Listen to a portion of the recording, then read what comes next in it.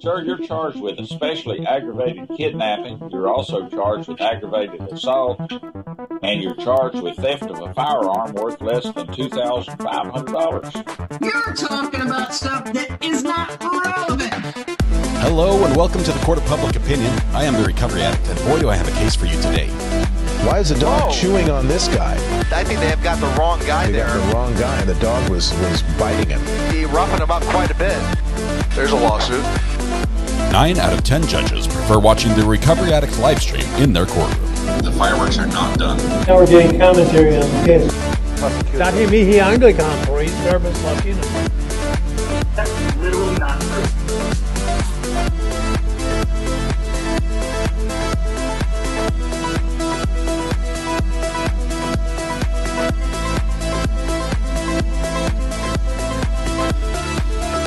Good morning. Good morning. It's Thursday.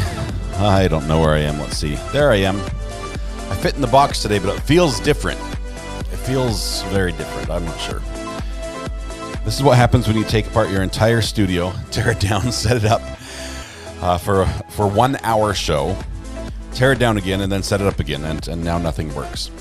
But I'm here. I think. Can you guys hear me? Hello, hello. Testing 1. Testing. I'm not a cat. 2. I'm here. I think I'm here. All right. I'm not a cat. I'm not a camel. You know what else I'm not? I'm not a repeat offender like Sharon McDonald. Sharon, I'm not a repeat offender like you. Congratulations on winning the internet yet again. I think Denise is right. I believe we have a new. I was going to kick back, taking it easy. I believe we have a new CEO of the internet. Sharon, I think you have rightfully claimed the spot that was only claimed once before in the past. But I believe you have won the internet more than anyone else. And as such, I hereby dub the CEO of the internet. Let no dead horse go unbeaten. Now, as CEO of the internet, you can still win the internet. But don't feel compelled to win it every day, as you can now have underlings do your work for you, and you can still get the credit. Congratulations, Sharon. I think you have the plaque commemorating your incredible win, but your win streak. There's a lawsuit. Thank you so much. I'm glad you're first in chat. We like to have consistency around here, and you have been that. Denise, thank you. You are amazing. You're talking about stuff that is not It's relevant. really loud in my ears. Is it loud in your ears? Yes. Okay, I've got the volume turned like way up. We're turning that down just a tiny bit so I don't have a headache before 10 o'clock this morning. We are getting close to being ready here. Let's see. I was kicked back, taking it easy. I'm kicked back, taking it easy. I will tell you it was funny. I went to this job fair last night, and it was really impressive. They had everything from basically they had lawyers represented. They had people from medical facilities, doctors. We had a surgeon set up right next to me, and he brought like needles and stitching stuff, and he brought all these oranges. I'm like, well, are you trying to encourage people to be healthy? No, he's using the orange. Their kids are like giving the injection to the orange, and then he cuts it with a scalpel, and they're sewing it back up with stitches, and it was a really cool job fair. Just little hands-on. We had boat makers. Let's see, who else do we have? Computer programmers. People who work in merchandising. I'm like, hey, I need to talk to you. I need your help. Authors. It was probably 30 different professional fields were represented by somebody who works in that field. And when I got to my table, it had my name. It said Scott, and underneath it said professional YouTuber. I'm like, that's the first time someone has ever called me that. That is. So I kept my plaque. It was just a little paper plaque, but I kept it. I'm pretty excited about that. So I'm just happy to be here. Let's see. I was definitely in my element, and I set up. I obviously, because we didn't have like court feeds, I instead used video game feeds from different gaming devices. So that was something the kids could relate to a little bit better, and got to have them in this little box where my face is, and they'd come on and push all the buttons. I let them. I said basically anything you want to push, you can push it. And so the first thing they do is they recorded over my intro on my rewinding machine. I'm like, no, not that button. So I had to fix that this morning too. Anyway, here's where we are. We are getting very close to court. As a matter of fact, we are this close to court beginning. The colors look a little different this morning. Is it because I plugged things in differently, or do I look extra vibrant to anyone else? I'm not sure. Good morning. It's good to be here. At least we have sound Let's see. I'm hoping it's going to be a good sound day in court as well. I just want to see who won the gifted membership by Danique. Let's see.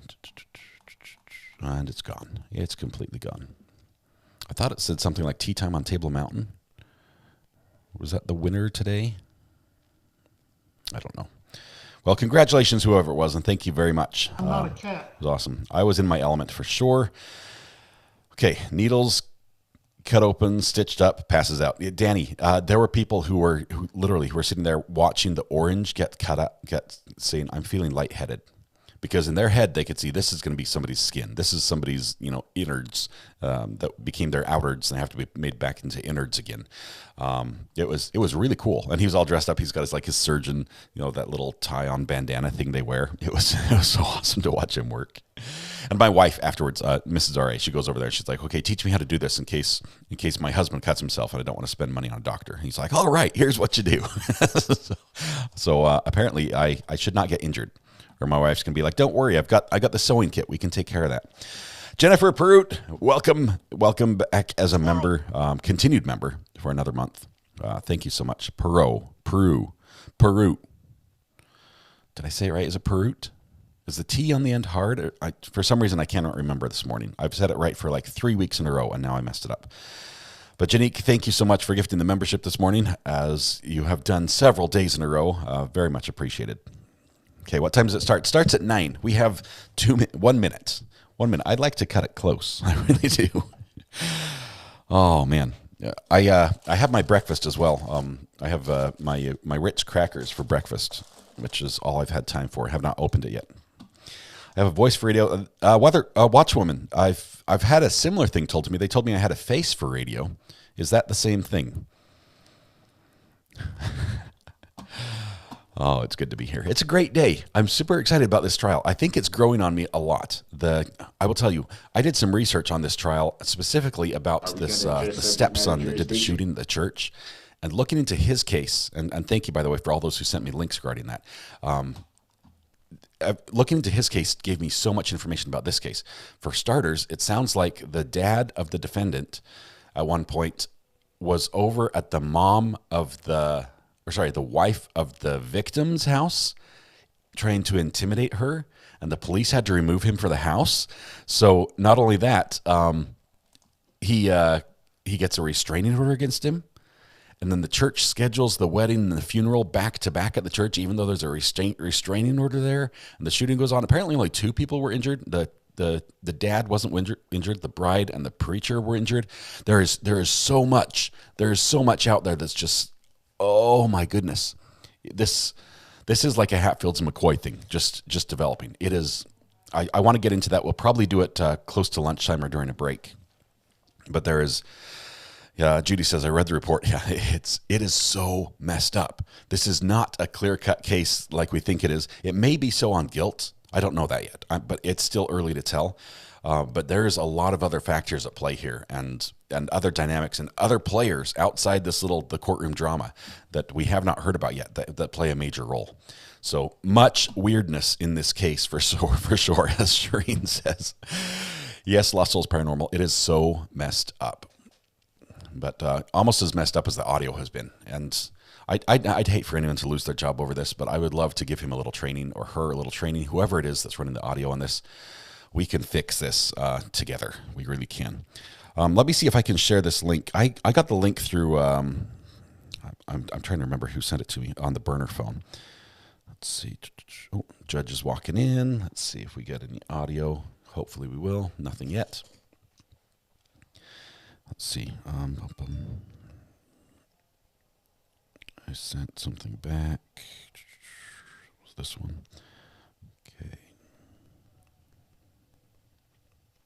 I don't know who it was who sent it to me. I don't have the name saved. But it was the person who asked me about Mrs. R.A.'s shirt size, and I responded. And let me see if I can share this link. This is a case text link, so just 1 second. Where are we at? Come on, Your Honor, let's get that sound working today. Make an order.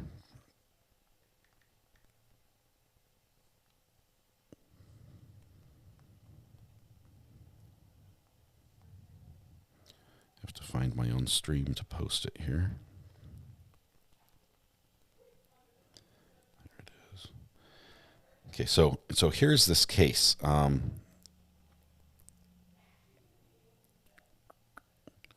it is. It's right there. It's going to go fast. So grab it while it's there on the screen. It's off on the right-hand side. You have to grab it off on the side to click on it. But this is the case text case, which is a breakdown of the Holloway case. And there are two Holloway cases, okay?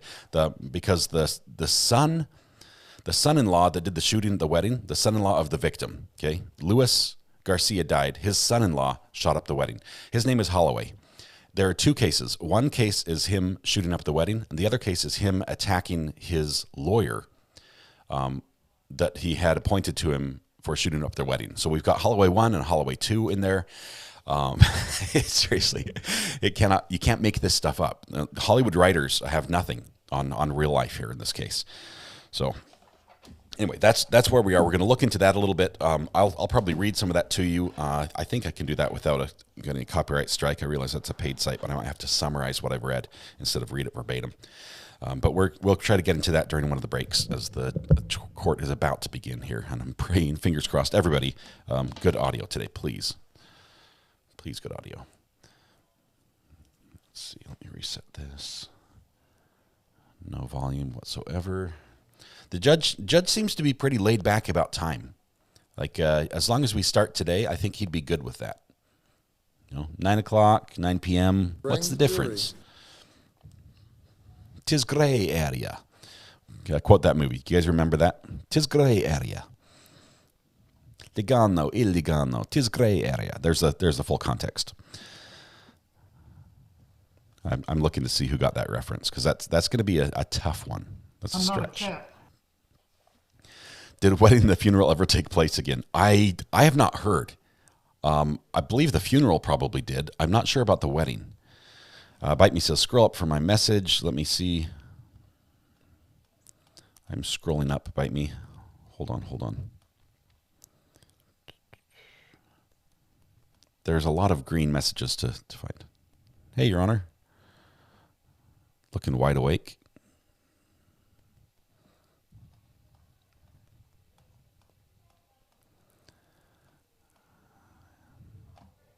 How far should I scroll? Bite Me. How far should I scroll? I cannot find it.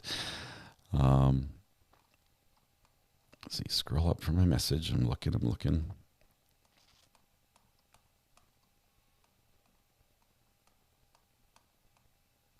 I see.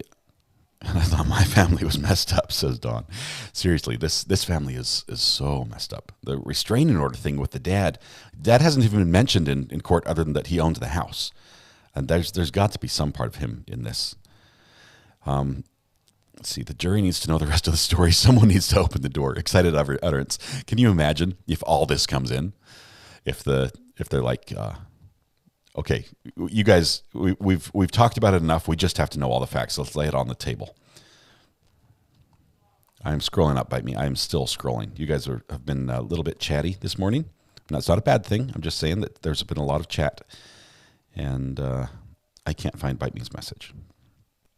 Carlene313, I found your message. Says I'm new to your channel and wanted to know what's the purpose of doing seat and how does one get gifted? Seat is a virtual seat. It's one of the ways we like to thank somebody for being a supporter of the channel. So if your name is green, you have either purchased a membership or someone gifted you one. The way you can get gifted a membership is typing !gifts. That's gift with a S at the end in chat, and then it will respond. My little name right here will respond with the link that you can go to. That link, you have to change the setting on YouTube to allow gifts on this channel. You have to do this on every channel. Yes, Samantha, but no space. There we go. There you go. Got it. You go to this link, and you have to. No, that's the mug link. Sorry. You go to this link, the channel link.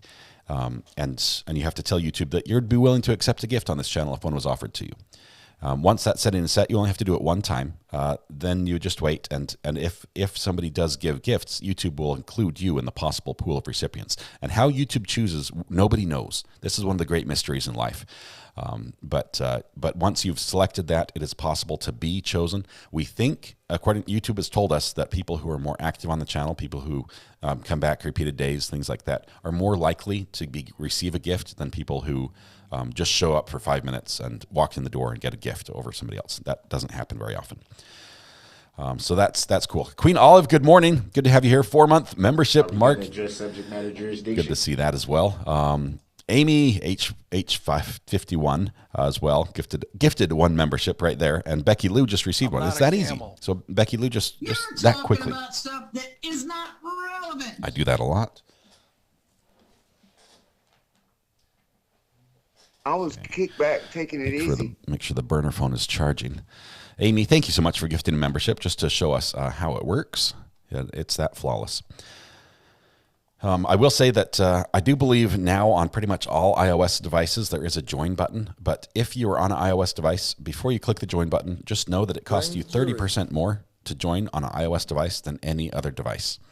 So if you have an alternate device, it doesn't make a difference for me. Like, you paying 30% more does not change 1 penny on the creator side, what I see. It just it gives Apple their cut. So if you are okay with that, that's fine. I would say thank you. But if you would like to save a little bit of money, works out to saving about $2 or so, you can join on a computer and you get the same benefit without paying another company. Okay. Weather Watch, by the way, is super excited this morning. Weather Watch, as we're waiting, we have a podcast. It'll be tomorrow night at 8 p.m. I think it's 8 p.m., yes.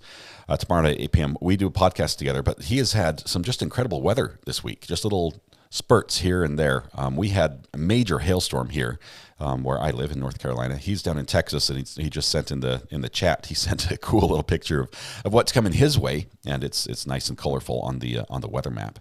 So he's in seventh heaven, and at the same time, in the danger zone. So please keep him in mind in case things turn bad.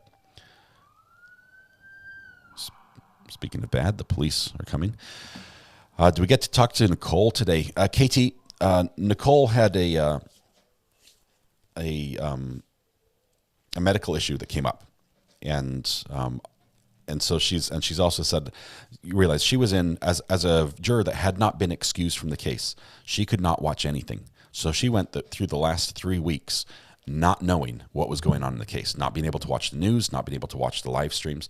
She says, I really want to watch this now. And so she says, let me watch this. Let me connect with you afterwards. So give her some time to binge watch the case, the trial, and sort of catch up on that. Because even though she was in the case, I mean, she spoke twice, once as a witness and once as a victim for impact statements.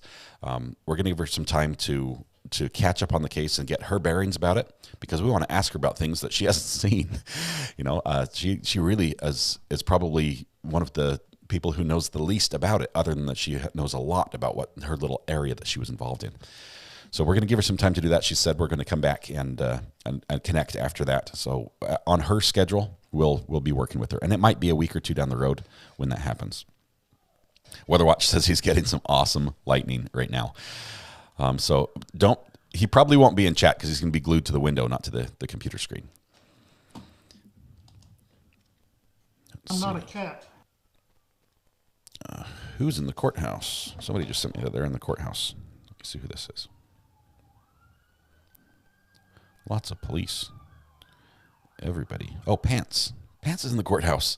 Pants, awesome. Pants is going to be possibly on the screen here, as she is here in New Hampshire.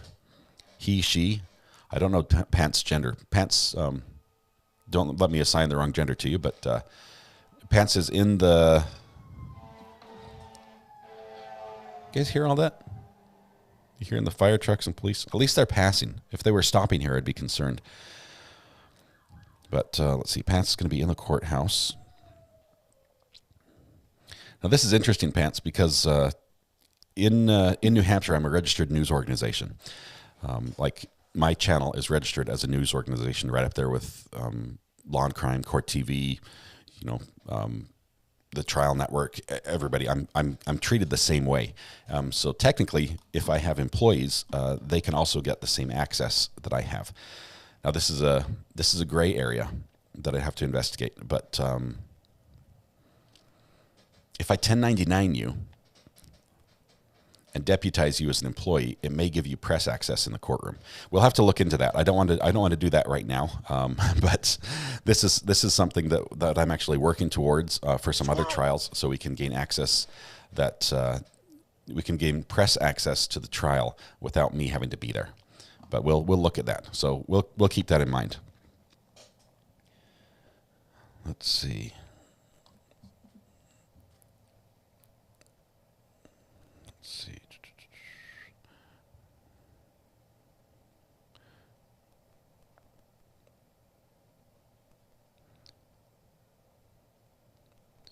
All right, I'm excited. So we may be able to not cut up on the stream, but the defense has the room.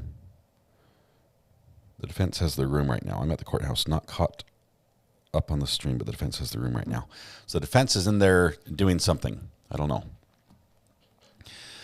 Dan Smith said, went from tornado warning, thunder, lightning, and hail all night, and now blizzard on Colorado Rockies. Yeah, welcome to spring, Dan. You almost want winter back when spring comes in like this. What do they say? In like a lion, out like a lamb? Is that how it's supposed to go? Hannah says, glorious sunshine until I left the house to get to the bus home. Then it started raining. Of course. Nothing like getting soaking wet at a bus stop, waiting for a bus that's late. What a day, Hannah. I'm so sorry. Are we going to watch the dumbbell verdict live with Brandy? Yes, we are, Aunt Mel. When that happens, and I believe it's closing statements today, right? So it's a possibility that could happen today, or is it a possibility it's going to happen Tuesday or Friday or Monday? Whatever it is, I need to work with Brandy, because here's the plan. I want you guys to be aware. When that happens, the Lori Vallow trial has not been streamed live, the entire trial, and it has a ton of interest. Brandy and JT have done an amazing job covering it using audio only after the fact at night. I'm not a camel. We want to find out what the verdict is, but Brandy and JT are the ones covering it. So when that happens, what we're going to do is I'm going to break on our channel. We're going to pause the video, literally. I will pause the incoming feed. We're going to stop. We're going to say, okay, we're going to switch over to Brandy's channel. I'm going to put a link up. We're going to jump over there and watch it together. I'll be there as well on Brandy's channel, and we're going to watch that verdict come in. It may be an hour, maybe a little over an hour. Then we're going to come back and try to finish up, probably on high speed, to catch up to where we were and end the day at the right time or thereabouts. So that's the goal. When the verdict comes in, when that live stream starts, that's what we would like to do. Let no dead horse go unbeaten. Okay, let's see. What are the charges in the Lori Vallow trial? I don't know. They changed at the last minute. Just yesterday, not yesterday, the day before. There was no court yesterday, I think. Right before the state rested, they're like, Your Honor, we're going to arrest, but before we do that, we just want to say we'd like to change the charges we filed against Lori to something else. And I have not seen them. I know somebody texted me the updates on it, but I have not seen exactly what the changes were. We'll have to find out from Brandy. That is an amazing plan. We're getting the Vallow verdict. Hannah, it's going to be so much fun, and they do such a good job following it. Their community, I realize we have some friends of the channel that are not identical to us. I'm thinking specifically of Jay. His audience is different. The way they interact with the court case is different than how we do, and that's cool. Brandy's channel is much more in line with how we interact with each other in cases. So it's more of a smooth transition to jump over there. It's easier to do than to go to some other channels. But anyway, I think that works great for the verdict. I think it's going to be great. Judge said he'll give 1 hour notice for the verdict. That'll be fantastic. 1 hour is enough to set up everything we need to do. East Idaho News has good coverage too. They do. They've done a great job covering this. Samantha says, I'm 13th juror on Brandy and JT Brews. They do a great job. I love that channel. I'm also a member over there. Let's see. I slept in. Who slept in? Mr. Repertorso. Still on Colorado time. It's all right. The judges as well, apparently. Even though we're in New Hampshire, we're still sitting here staring at the seal on the wall, which is a nice seal. But it seems sort of flat. You remember, like in Wisconsin, when we were watching the Zachariah Anderson trial, I think that seal was like hand carved out of wood, probably out of the first tree that was ever cut down in that state when the settlers first arrived. It was like, it looked something that was almost like a national treasure type item. And this looks like some, I'm not knocking it, but it looks like a little vinyl print on on plexiglass with a couple screws in it to hold it in place. New Hampshire, you got to step up your game just a wee bit as it comes to the seal, because we're looking closely at it. We've got fingers crossed for Brandy's internet as well. We'll see. Man, I'm wondering. I might talk to her. There might be some options. I missed all of y'all yesterday. Matthew Harris, you must have had work. It must suck to have a job that you have to go to and do real work, Matthew. Just kidding. Matthew is still super excited to wear the shirt that's coming. I will wear it with pride. I'm so excited about that. Let's see. Watched your replay last night. Love her charts. She does so well. It makes sense when you look at those charts. It's a good job. Val trial, they didn't change the charges. They just had the wrong law code on 2 of the charges. Oh, thank you, Kimberly. So it's like in medical, it's like ICD-9 coding or something. It's like we had the wrong code listed for the charge. That's a minor change. I did see the judge allowed it, and I mean it is allowed up until when they rest. A timeline document sent to your burner. Shireen, I was looking at that. You might need one tiny correction. Let's see.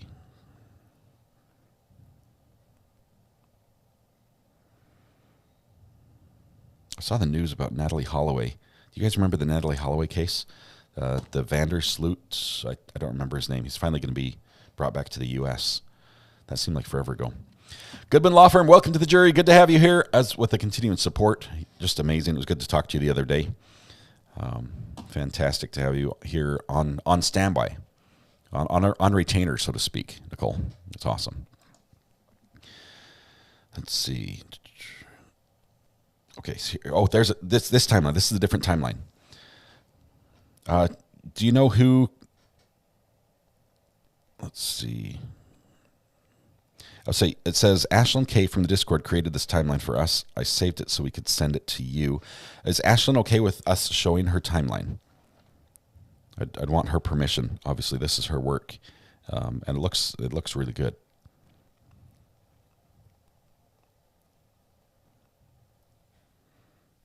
Ashlyn, are you present?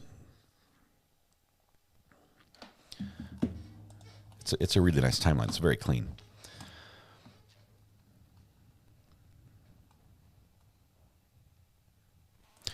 No, it didn't reset you. It says you're new, but your courthouse color is the same. As long as you use the same account, you should be good. It says you're new, but it's all right. Hi, good morning, everybody. Oh, the audio's awful. It's a bit. Just remind you that you're still in the room, okay? Yes, sir. Thank you. Counsel. Thank you, Judge. Ms. Terrio, just to kind of familiarize everybody with you today, you work at the New Hampshire State Lab, is that right? Yes, I do, in the forensic laboratory. Okay, and what's your position there? I'm a firearm and toolmark examiner, and I examine bullets and cartridge cases and firearms. And as we discussed yesterday, you did conduct some examinations and comparisons in this case, right? Yes, I did. Okay. I want to go through some of your examinations and those comparisons now with you. May I approach you? Yes, you may. Ms. Terrio, in your examinations, do you take photographs of the pieces of evidence that you're examining? Yes, I do. Okay. I'm showing you now what's marked for identification as States 43. Do you recognize what I'm showing you? Yes, I do. Okay, and what is it? This is a Glock pistol inside of a evidence box. Okay, and does that appear to be a piece of evidence that you examined in this case? Yes, it does. Okay, and did you take this photograph? I did. Does the what's depicted fairly and accurately represent that gun that you examined in this case? I'm sorry, what was the question? Does the photograph fairly and accurately represent the gun as it appeared to you on the day you examined it? Yes, it does. Okay. Move to strike the ID.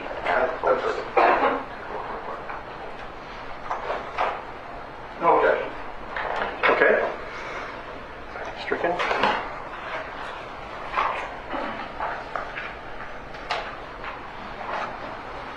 So I'll show you the slide. It's up on the TV now. Can you see that from where you're at? Yes, I can. Okay.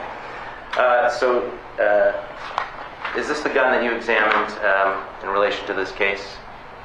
Yes, it is. Take us through the steps you took when you first began your examination of this gun. Well, in the beginning part of my examination, I do take a photograph of the outside of the package as I received it, and then what you have here on the screen is when I open the package. I put the blue ruler that's in there, I put that in there, but the firearm and that other small package is what was inside of the box when I opened it. So once I photographed the evidence, I then began my examination, and that entails unclipping it from the box and making sure that it's unloaded. And then I began my examination of looking at the make, the model, the serial number, its overall condition. I will check how it operates. There's different types of ways that firearms can operate, so I'll note that. I'll note the safety features of it. I'll look down the barrel, count the number of lands and grooves like we talked about yesterday, and just again, its overall condition. There's a few other tests that I do, such as the trigger pull test, which tests how many pounds of pressure it takes to pull the trigger. The jar off test that I mentioned, where I strike it with a nylon or a rubber mallet rather to see if it's susceptible to any type of unintentional discharge. And once I've established all of that information, I will then select live ammunition from the laboratory supply to test fire in the firearm, and then that concludes my function test of the gun. Okay. First, just when you were looking at the gun, were you able to determine what the make or model of it was? Yes, this is a 9mm Glock semi-automatic pistol, and it's model 19 Generation 4. Did you observe a serial number on the weapon when you examined it? I did. What was the serial number? T as in Tom, S as in Sam, A as in Adam, 446. Did you make a determination of whether this firearm was functioning normally when you examined it? Yes, it was. Okay. How did you come to that conclusion? Well, I went through all of those steps that I just described, and I didn't encounter any type of malfunction or anything during my testing of it at my desk. This is prior to me actually going to test fire the firearm, but I'll dry fire it, which means to first make sure it's unloaded, but to rack the slide, which is to pull the top part back and then be able to pull the trigger. I do that a number of times during the testing that I do to ensure that it's operating properly. And so from just the bench examination that I conducted, I could see that there were no issues with it as I received it. And then I moved to the actual test firing part, where there's a section in the laboratory where there's a large tank of water that I can fire into to collect bullets and collect the cartridge cases. See the circles in that picture? How they're Did crushed? you also test it for... The image is squished. The gun isn't that short. To jar off? Yes, I do. Okay, and did you do that with this firearm? I did. What did you find there? I found that it is not susceptible to an accidental discharge due to jar off. And I think you described it earlier as hitting it with a rubber mallet? That's correct, yes. And you did that in this case? I did. May I approach you? Yes, you may. So the picture is compressed. See the circles, how they're oblong? The picture should be wider. That gun is really much longer. I'm showing you what states 111. Is this the firearm that you examined? Yes, it is. And how can you tell that? I can see the serial number, which is the TSA 446, and I can see the package of test fires that's in the package as well. I want to go through some of the safety features on this gun with you, and if you're comfortable handling the gun, would that be all right? Yes, I am. Okay. There are gloves here if you want to wear those gloves while you're handling it. Okay. And then if we could...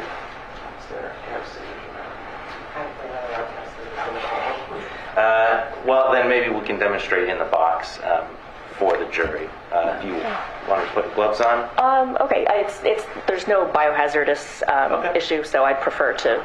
I lose dexterity with gloves on, so... Our bailiff has a sharp instrument. Okay. Oh, thank you, sir. Well, if we could have the witness do it, I think. Or...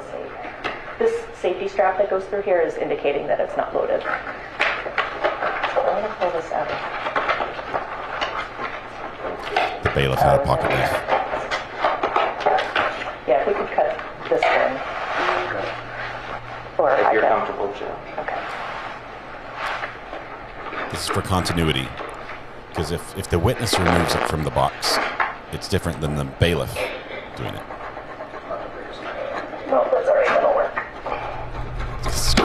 Scratching the gun up, I'm sure. Okay.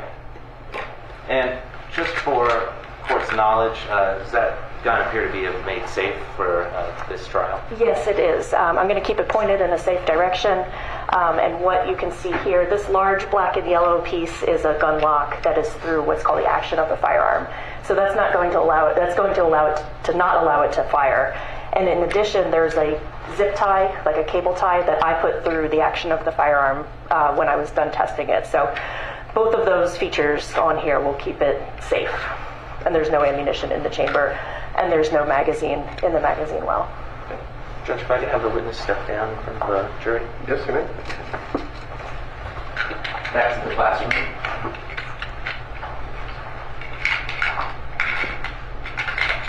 Yeah, there will be no additional fingerprint testing on this gun. So as I said, and as we go through, if you could just demonstrate with the firearm itself some of the safety features. First, tell us about what safety features are present on this gun. Well, this gun this is a Glock pistol, and it has 3 main types of safeties on it. Again, I'm going to keep it pointed to the ground. I'm not going to point it anywhere except down. But I'm going to pull this top part back. This is called the slide. So I'm going to close that. Normally without these pieces here, it would be completely closed. So the first safety that's on here is called a trigger safety. And this little curved arched piece right here is the trigger. And it's actually made of 2 pieces of polymer or plastic. And the only way that the trigger can be pulled in to disengage this trigger safety is by having a finger in the direct center of that, because it's in 2 pieces, and if you try to pull it back with your finger not all the way on it, or if it gets caught from the side, the second of the 2 pieces will actually press against the frame, and it won't allow the entire trigger to move rearward. So unless the finger is completely on the front face of the trigger and pushing that second little part backwards, the firearm can't be fired. So again, that's the trigger safety. So when that is deactivated by pulling on the trigger, there's a part inside of the gun called a trigger bar that's connected to the trigger. It's housed inside of the spring here. And when you're pulling the trigger backwards, that's moving this bar rearward. And it's also, this little bar has 2 stems on it. So one is pressing upwards on what's called a firing pin safety, or a firing pin block. Now the firing pin is housed in this long rectangular piece here called the slide, and it's under spring tension. And when the firing pin block is in place, it is down so that the firing pin can't move forward. So even if this were to be dropped or what have you, there's an actual physical piece of metal in there that's blocking it from forward movement. So when you pull the trigger, that is actually pressing up on this little spring-loaded part that will then allow the firing pin to move forward.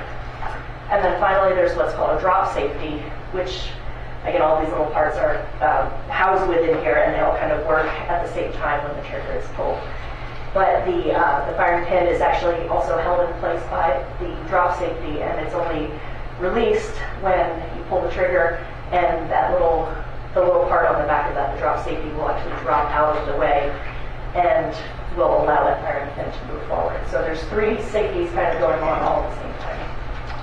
Everybody able to see the trigger that she was referring to as she demonstrated? So the trigger here, and the trigger safety is, the trigger's 2 parts, and there's a little piece right here that I'm pressing on that kind of moves up and down.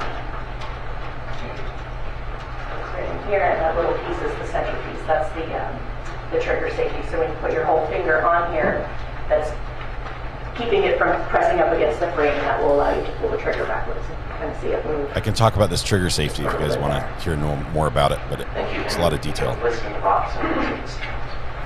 Interesting design.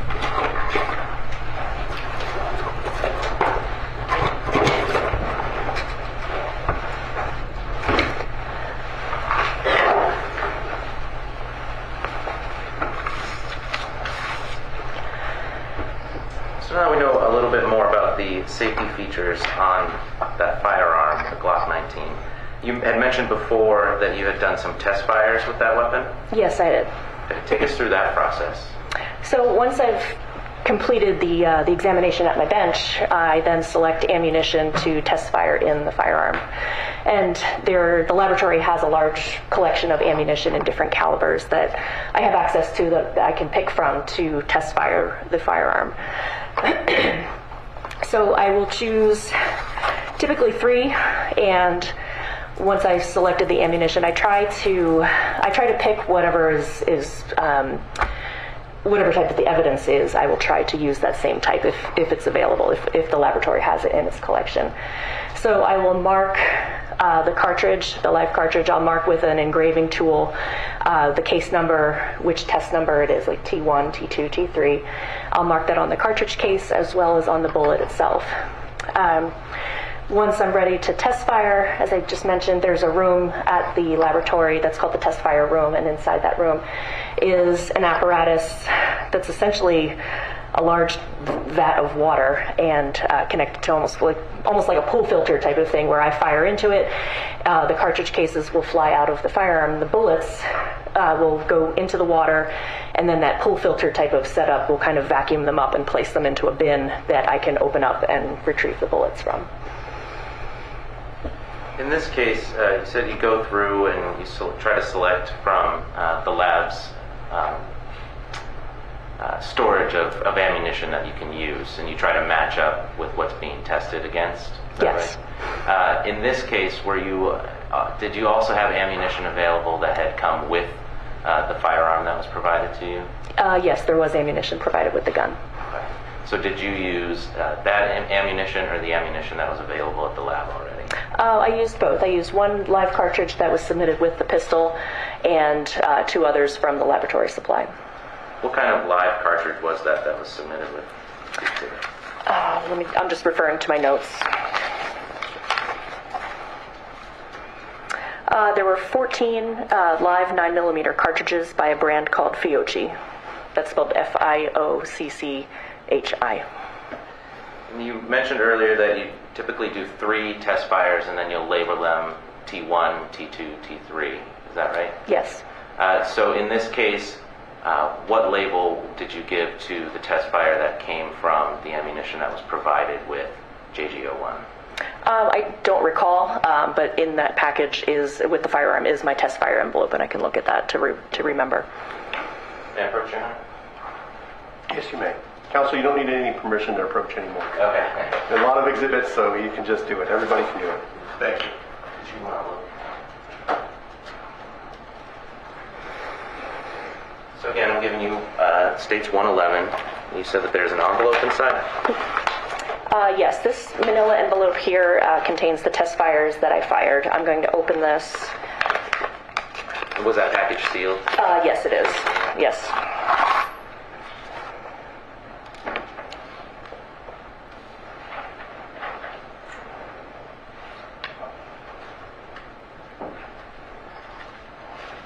Okay. Test fire number 1 was by Remington. Test fire number 2 was by a brand called Federal. And then the third test fire would have been one of the ones that was submitted with the case. Okay, and you can remind us what brand that was? And that was the Italian brand called Fiocchi. And just for the record, as you were going through, there were 3 casings that you were looking at?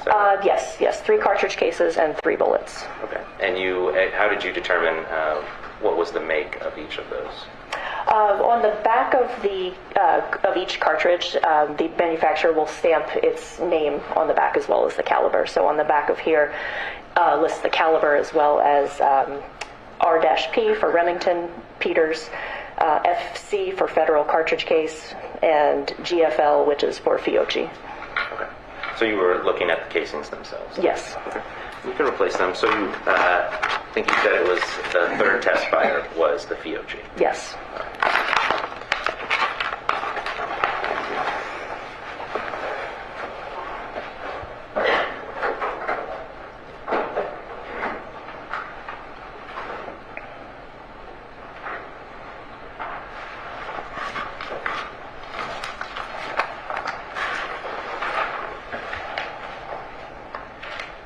Talk to you now about your examination of JG02. That was the cartridge case that was provided to you.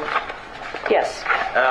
And did you bring your model of a live cartridge again today? I did. Okay, could you pull that out, and using the model, could you just remind the court what part of the cartridge we're looking at when we're talking about the cartridge case? Okay, so I have the plastic model here again with me today, and just to refresh, a whole cartridge that's not been fired, a live round of ammunition, is the cartridge case, which is the metal housing. There's the bullet, gunpowder would be inside of the metal case, and then the primer, which is on the back of the case. And on the back part here, in addition to the primer, is where one would find the manufacturer or whoever it's marketed for, as well as the caliber. I'll show you now.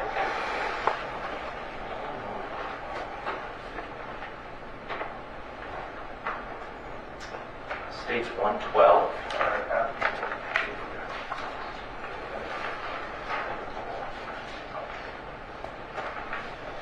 And it's inside another envelope, but if you could reach in, there is an evidence envelope in there. And is that once you have a chance to look at it, is that the casing that you looked at in this case? Yes, it is. Stuck in the bottom. And again, looking at that casing, what was the brand on that casing? This brand is also by the brand Fiocchi.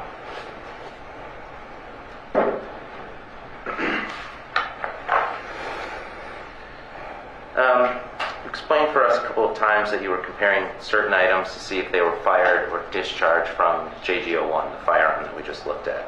Is this one of the items? It is, yes. Did you reach a conclusion as to whether this cartridge case, JG02, was fired from JG01? Yes, I did. And what was your conclusion? My conclusion, after examining it under the microscope compared to the test fires that I fired from that gun, I determined that this cartridge case was fired in that Glock pistol. And you did mention before that that was a Fiocchi? Yes. What caliber was that? This is 9mm. How did you go about comparing the casing in order to arrive at your conclusion that it was fired from JG01? Well, using that equipment that I talked about yesterday, the comparison microscope, which is two microscopes that are essentially connected together through a series of mirrors and prisms that lets me look through one set of eyepieces and see two things at the same time with the same lighting, and I could manipulate them and put them in the same position.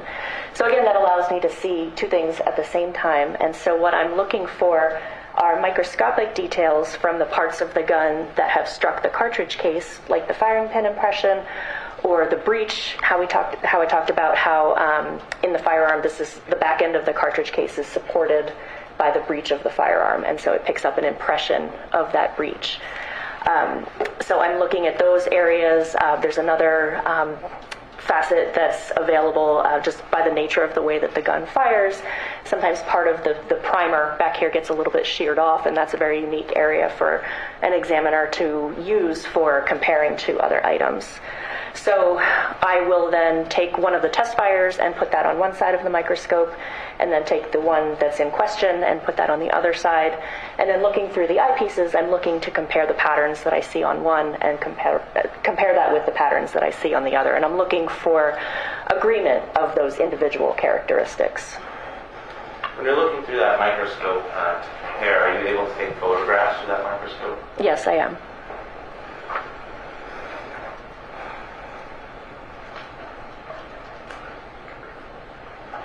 Your Honor, the understanding that there's no objection. State would ask 44. Full exhibit. Admitted. So I'm showing you states 44. You can take a look there. Is that an image from your comparison that you conducted in this case? Yes, it is. Okay, and I'll also put up the slide so everybody can see. So I want to go through this image a little bit with you, starting with the writing that's up there near the top. Can you just describe what that writing is, what it means? Those are annotations that I've added to the digital image that I captured through the microscope. So reading from left to right is, it says T3 and then parentheses TSA 446, and that means it's the third test fire that I fired, T3, In parentheses is the serial number of the firearm, and then equal sign JGO-2. JGO-2 is the cartridge case that I examined. And then below that, the next line says FPAS, and then parentheses approximately 32X. And that is firing pin aperture shearing. It's shorthand for an area on the primer that I'm looking at that I compared between the two items. So what you're seeing in this image, I'm sorry, let me let you continue with your question, but that's what the writing says. The 32 is referring to how many times that's been magnified. Okay. And so continuing with what you, I think you were beginning to say, is the images themselves, can you kind of describe what we're looking at? So this is what I see through the microscope when I look through the eyepieces. There's a center line that's bisecting the two parts of the image. If you can see that, it's running up and down. So on the left side is part of the cartridge case from one of the test fires, and on the right is the one from the scene. And what this is depicting here is agreement between the cartridge cases based on the firing pin aperture shearing, which is part of the primer that got sheared off during the operation of the firearm. You were telling us yesterday about class characteristics versus individual characteristics. When you're making a comparison like this, what characteristics are you looking for and comparing? Well, under the microscope, I'm looking for the individual characteristics. When I got to the microscopic comparison phase, I have determined already that the class characteristics match. So the fact that the cartridge case is 9mm and the firearm itself is 9mm, which is its caliber. The firearm possesses the firing pin shape is called elliptical, so it's sort of oblong in shape, and that's what's displayed on the evidence cartridge case. So those class characteristics, those gross features, are in agreement. So at that point, once those gross features are in agreement, then I would move to the microscopic comparison. And so what I'm looking at in this image here are individual characteristics that are on the fired cartridge case that I shot, as well as the one that was recovered.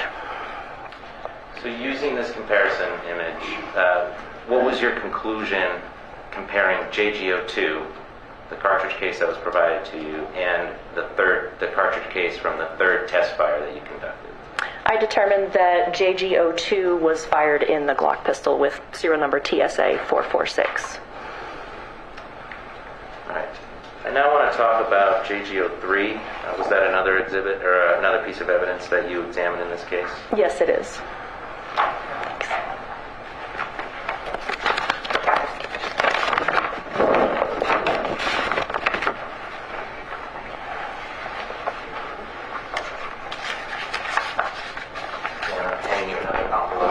JGO3 states 113. If you could just open that up and take a look.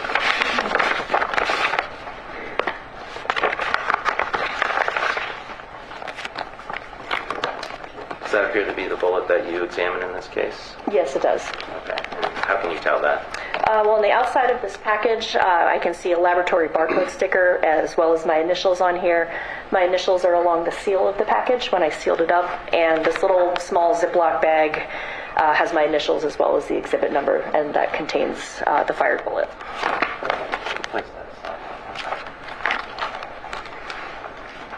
Did you take photographs of the bullet when you examined it as well? Yes, I did.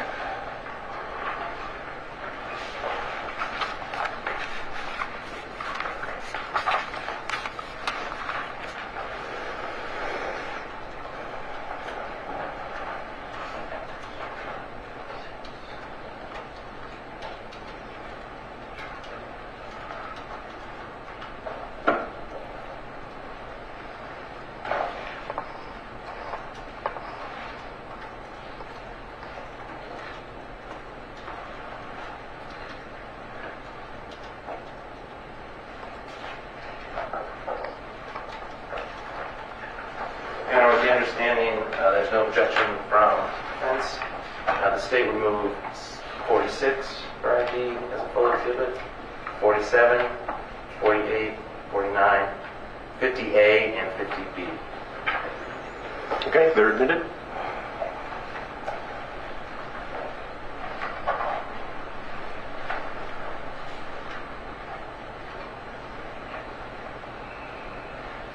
I want to just take one moment to through these photographs.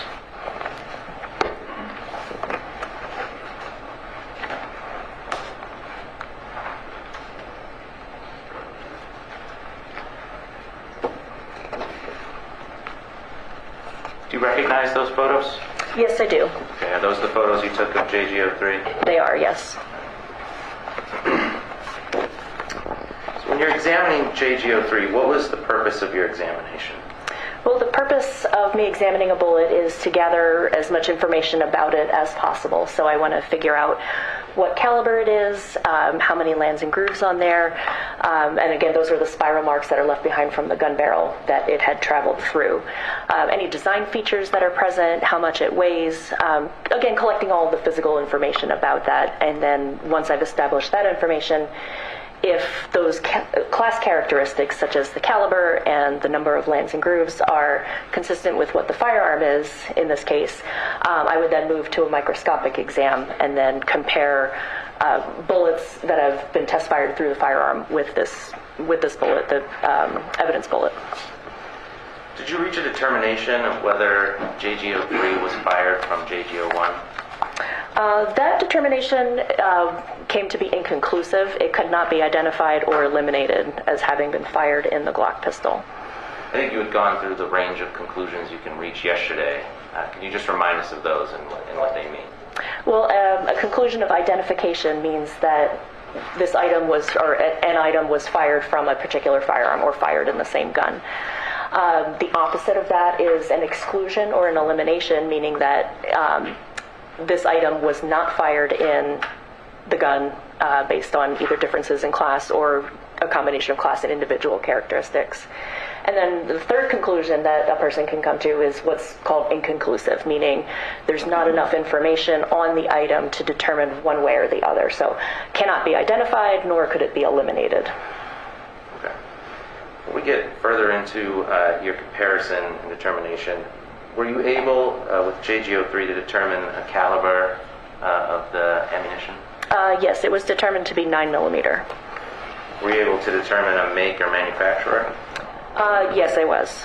And what was that? Well, based on some of the design features of the bullet and a little bit of internet research, because this style bullet was one that I hadn't seen before, I was able to determine that it is a bullet that is produced or marketed for the brand Fiocchi. You said it was something that you hadn't really seen before, was uncommon, would you say?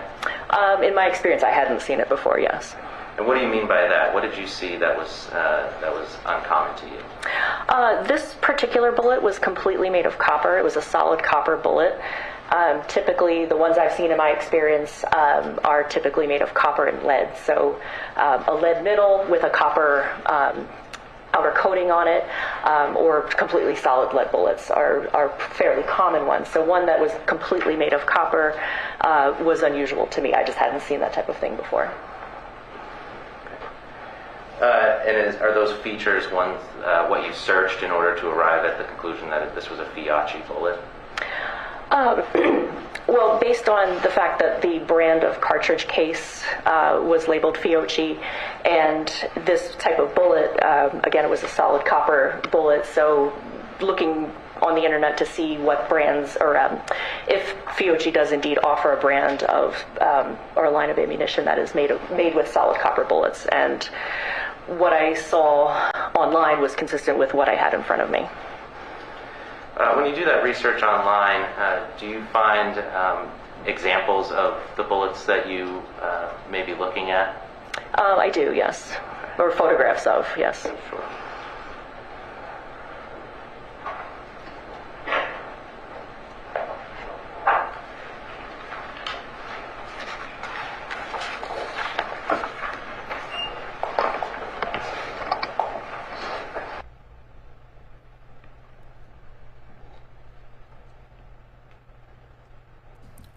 Just a reminder to hydrate.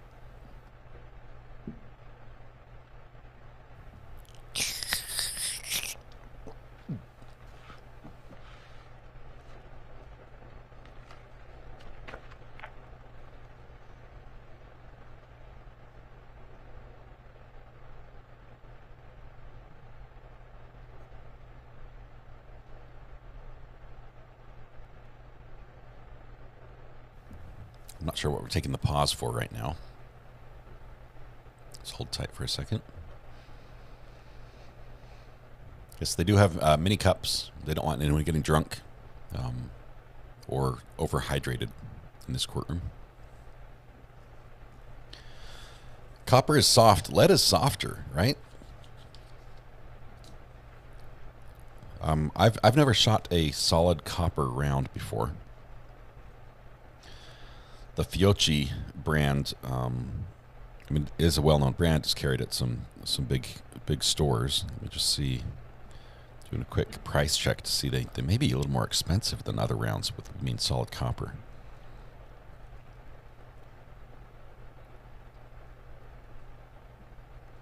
Let's see, 22 long rifle. Holy cow! Wow. Oh, that's not bad. Oh, good. We're messing with the audio again. Showing you what's marked for identification now as States 45. Do you recognize this image? Yes, I do. And what is this image? This is an image of, it's a page from my notes, and it is a photograph that I had taken from an ammunition website depicting a box of ammunition. And did you find this image in your research when trying to determine the make and manufacture of the bullet you examined? Yes. Does this image as presented to you today fairly and accurately represent what you found in your research? It does, yes. I based that on the style of the bullet that's shown in the photo. Your Honor, the state will move to strike the ID. Subject to our discussion, the ID is stricken. It's a full exhibit.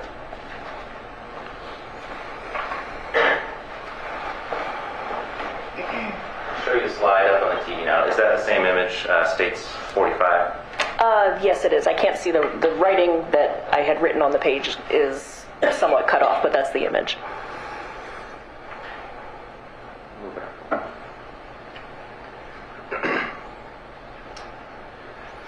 So again, you found this was Fiocchi. Did you find this particular bullet, how Fiocchi markets or what they purport the weight of their bullets to be? I'm going to consult my notes.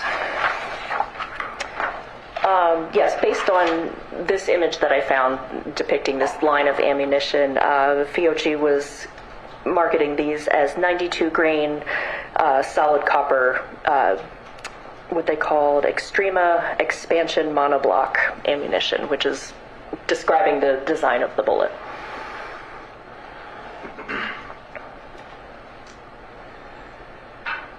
You had mentioned earlier that there can be some variance in weight from what a manufacturer purports the weight of a bullet to be versus what you may ultimately weigh the bullet and find it to weigh.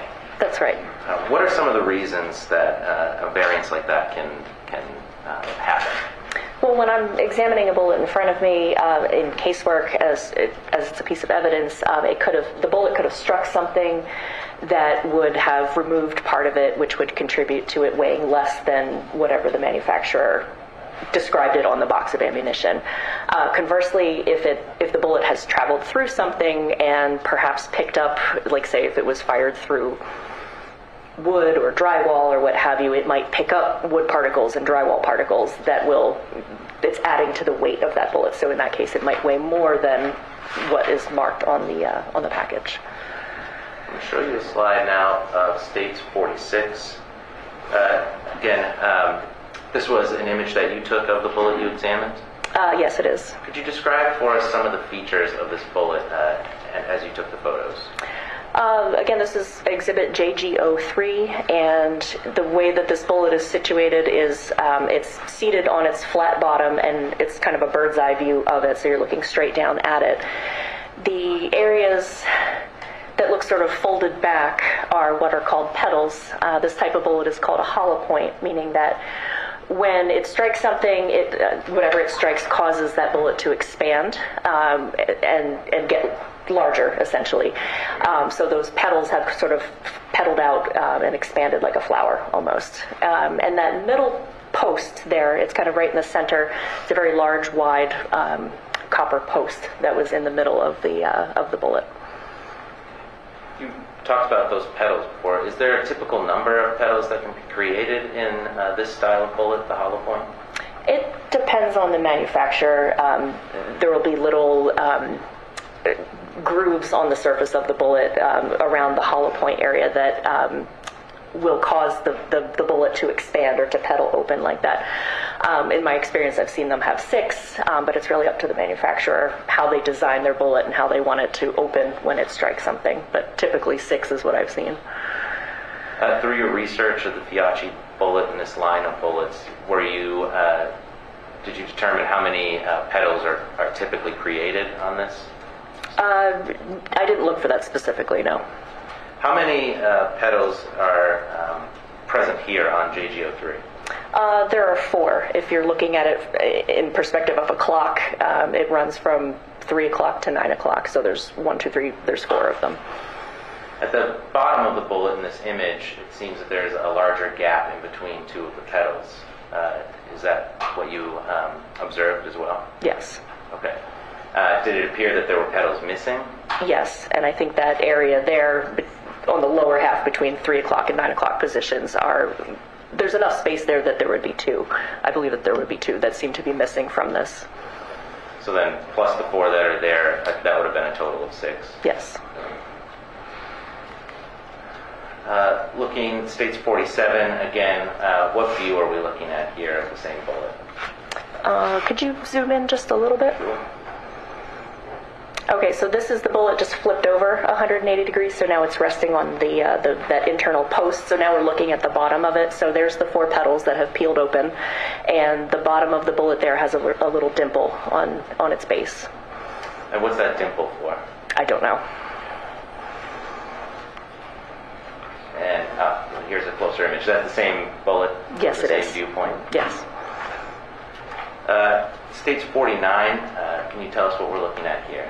So this is the same bullet, just a different view. It's looking at it from the side, and here it really demonstrates how it looks like it's peeled open like a banana in a way. So that post there that's pointing to the right is the center post that was present on the inside there, a rather thick, wide post. The petals have peeled open, and then the base, in this position, you can't really see the base or the bottom of the bullet, but they're hidden by the petals that have peeled back. And States 50A?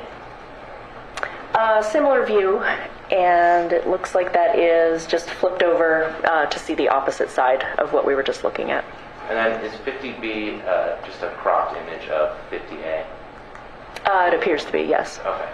And again, is this the section of that bullet we discussed earlier that appeared there were 2 petals missing? Yes, it does.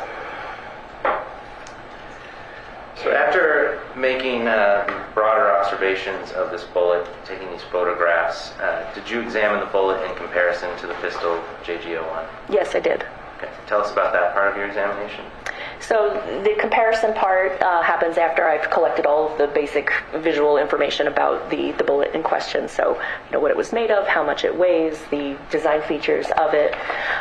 When I moved to that microscopic comparison, and I'm at that point because of the agreement of class characteristics between what this bullet is showing and what characteristics the firearm has. So the fact that the gun is 9mm and this bullet measured out to be in the 9mm family. The number of lands and grooves that are on the surface of the bullet is the same as what the firearm has. So in my comparison, again, I'm looking for scratch marks that are on the surface of the bullet and looking at scratch marks on the surface of the test-fired bullets to do, again, a pattern comparison to see if I can determine whether or not this bullet was fired from the barrel of that gun. And again, what was your determination? It was inconclusive, that it couldn't be, due to a lack of microscopic detail, there just wasn't enough information on there to either say yes it was, or to say no it was not. So it's right in the center of that, could not identify or could not eliminate. Did you weigh this bullet? I did. And how much did it weigh? This weighed 84.8 grains. And I believe you said earlier that the bullet, as it was typically marketed by Fiocchi, was 92 grains? That's right, yes. Would what you suspected, as you described, those missing petals, would that account for the difference or the variance in the weight? It could, yes. One moment, Judge.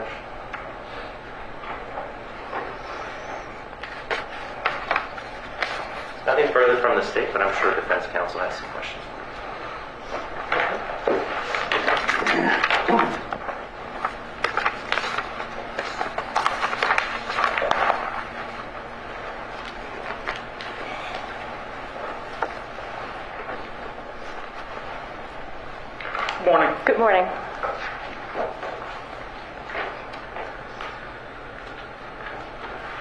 talked some yesterday about the training you've gone through. Yes. And as part of your job, you participate in trainings? Yes, either attending or when I have the chance to actually conduct the training as well. Okay. But you actually attend trainings ongoing? I do, yes. It's not that you were just trained right at the beginning of your career and that was it. You continue on with trainings? I do, yes. And that's important to stay on top of things? It is, yes, to stay on top of what's new in the field, whether that's research or new products, and also it contributes to me maintaining my certification in the area of firearms identification. Sure, you want to be certified. Yes. And there's mandatory hours of continuing education to, as you said, maintain your certification. There is, yes. Okay. One of the trainings you have taken was on, or entitled, Managing Cognitive Bias in Forensic Examination. Yes. And that training was about how essentially having information about a case can influence someone doing examinations. It is, yes, it is about that. And that bias can be unconscious. Yes. It's not something someone is meaning to do or aware they're doing. Right, it's unconscious information that, or unconscious leanings, I suppose, that based on the information that they may or may not have about a particular case. Okay. And so when a forensic examiner is given information about a case, it can influence then what their end results are, potentially, sometimes. Potentially. The lab does take precautions to minimize that potential for bias by not providing, as an examiner, we don't get a lot of the information about the nature of the case. A lot of the times it's just the evidence, here's what you need to examine, and go ahead and examine it. Right, and it's important not to get a lot of that other information about the case. It is, yes. I believe yesterday you said that you were in a certain, can't remember the exact term, division or section of the lab. What section of the lab are you in? The pattern evidence unit. Okay, and that pattern evidence unit also includes fingerprints? It does, yes. So you're in the same section of the lab as fingerprints? Yes. Although you don't personally do fingerprints? That's right. No, I'm not trained in fingerprint examination. Sure. And going back to that managing cognitive bias in forensic examination training that you had, that training spent a lot of time talking about fingerprints, right? It did, yes. It talked about a study where fingerprint examiners were given the same information on two separate occasions. Do you recall that? Vaguely, yes. The training class was from a couple years ago, so I don't recall exactly what, but I do believe it did talk about bias in fingerprint examination. Okay. And one of the ways they found there was bias is they would look at an individual examiner. So let's pretend I'm a fingerprint examiner. I would be given two fingerprints to compare, and it would be noted whether I thought they were a match or not a match or inconclusive. And then some period of time, a few weeks or a month later, I'd be given those, without being told, I was given those same two photographs, or same two fingerprints, and also given information about the case, and they found that often, certainly not always, but often led to a different conclusion from that individual examiner. Do you recall that being part of that training? I do recall that, yes. Okay. And that wasn't done with just one individual. I mean, I just made myself an example, but that was done with multiple individuals. I believe it was, yes. The participants in the research. Thank you. Multiple participants in the research. And when those participants were given information about the case, it sometimes affected their conclusions. The study seemed to suggest that, yes. Now, I want to ask you some questions about your background. You said you've been doing bullet comparisons since 2004, I believe? Well, 2004 was when I began working with Miami-Dade Police Department, and that's when I began my training. Okay. The training is 2 years long, a little over 2 years, and so I finished training in sometime in 2006. Okay, so started in 2004, did 2 years of training. And from 2006 to the present, you've been doing bullet comparisons, among other things. Right, bullet comparisons, cartridge cases, examining firearms, and all of the other type of testing that a forensic examiner would do. Sure, I'm not saying only bullet comparisons, but since 2006, you have been doing bullet comparisons. Yes. So you've been doing those for 17 years? Yes. And you worked on, I know you said you didn't have an exact number, but you thought probably thousands of cases? I believe so, yes, or thousands of comparisons and probably several hundreds, probably in the thousands of cases as well over the last 17 years. Yeah, sure. 17 years, it's a long time. So probably thousands of cases, and some cases can involve multiple comparisons. Yes, they can. So potentially many thousands of comparisons that you've done over the years. Yes. And again, I understand you don't have an exact number. I'm not trying to get that from you. One of the things you look for in this case, you examined JG03? Yes, I did, the bullet. And that was the bullet? Yes. So I want to ask you some questions about that bullet and when you examined the bullet. You examined it first to see if it was suitable for comparison? Yes, I did. And you found that it was suitable for comparison? I did, yes. You examined it to see if it was suitable for identification? Again, I'm just going to consult my notes. Sure.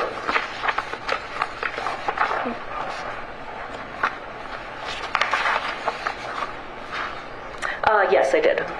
And you found that it was suitable for identification? At the time before I moved to the microscopic examination, it seemed that just based on my examination of it just with my eyes without any type of magnification, that it did at that moment seem to be the potential to be identified. Okay. So in your initial examination, you found it suitable for comparison and suitable for identification? Yes. So you then went about seeing if you could identify it? Correct. I did the comparison between that bullet and the test fires. Okay. And you were not able to match that bullet to the gun? That's correct. Your comparison, as you said, ended up being inconclusive? That's right, yes. And meaning it would be possible that that bullet was fired from a different gun? Another 9mm firearm that possesses the same type of rifling characteristics, those spiral grooves. Because I couldn't identify it to this particular gun, any other firearm that does have those same class characteristics certainly could be a potential to examine it against. Sure. And we'll talk about that in a moment. I want to ask you about another part of the process at the lab. As I believe I don't think you actually said this yesterday, but you've testified about it in a deposition. There are two people specifically in the firearms section in the lab? Yes, there are. Okay. So it's you and the supervisor? Correct. And as part of the process in the lab, all your work is checked? In many different ways, yes. Okay. And specifically, your work is checked by your supervisor? In certain ways, at least? Yes, it is. Okay. He actually does his own analysis on it, or his own comparisons on an item that you've done? If some of my results, or if my results result in an identification, meaning X was fired in Y, or these two items were fired in the same firearm, that identification gets verified by a second examiner. Okay. And that second examiner does their own independent analysis? That's right, yes. Is that also true on this bullet where it was inconclusive? With the way that the procedures are described in the or set up in the laboratory is that the identifications do get verified by a second examiner, and I can also randomly provide the person that's doing the verification with inconclusives or exclusions as well. That's we do it randomly to sort of eliminate that bias that we talked about earlier. Sure. So in this case, he was given the cartridge case and the test-fired cartridge cases to do a comparison, but because I did not reach a conclusion of identification or elimination, I did not give that for review. Okay, so the bullet was only looked at by you? Correct. You talked about class characteristics. Yes. And one of those class characteristics is the rifling. Correct. And in this case, it was, what was the rifling in this case? Do you mean on the firearm or on the bullet? On the bullet. On the bullet, it had 6 lands and grooves with a right hand twist, and another facet of the rifling is called polygonal, and that's talking about the way that the rifling was put on the gun barrel by the manufacturer. So there's traditional cut rifling, or there's this other type called polygonal. Okay, and in this case, it was polygonal rifling. That's correct. Yes. And all Glock 9mm have polygonal rifling? The ones that come from the factory, yes, they do. Okay. Assuming it hasn't been modified in some way, it comes from the factory with polygonal rifling? Correct. All Glocks, 9mm, excuse me. As far as I know, yes. Another characteristic you mentioned was the bullet having 6 lands and grooves? Correct, yes. And Glock makes different models of 9mm, I believe you testified about yesterday? They do, yes. They have a number of different models within the 9mm group. Do you know how many? I don't off the top of my head. 5 or 6 or 4 or 5, I don't recall exactly. Somewhere in that ballpark? Yes. And all of those models use 6 lands and grooves? I don't recall if all of them do. Generally what I've seen in my experience is that the 9mm pistols by Glock do have polygonal rifling with 6 lands and grooves. I believe there's only one other caliber where it might have a different number. Okay. And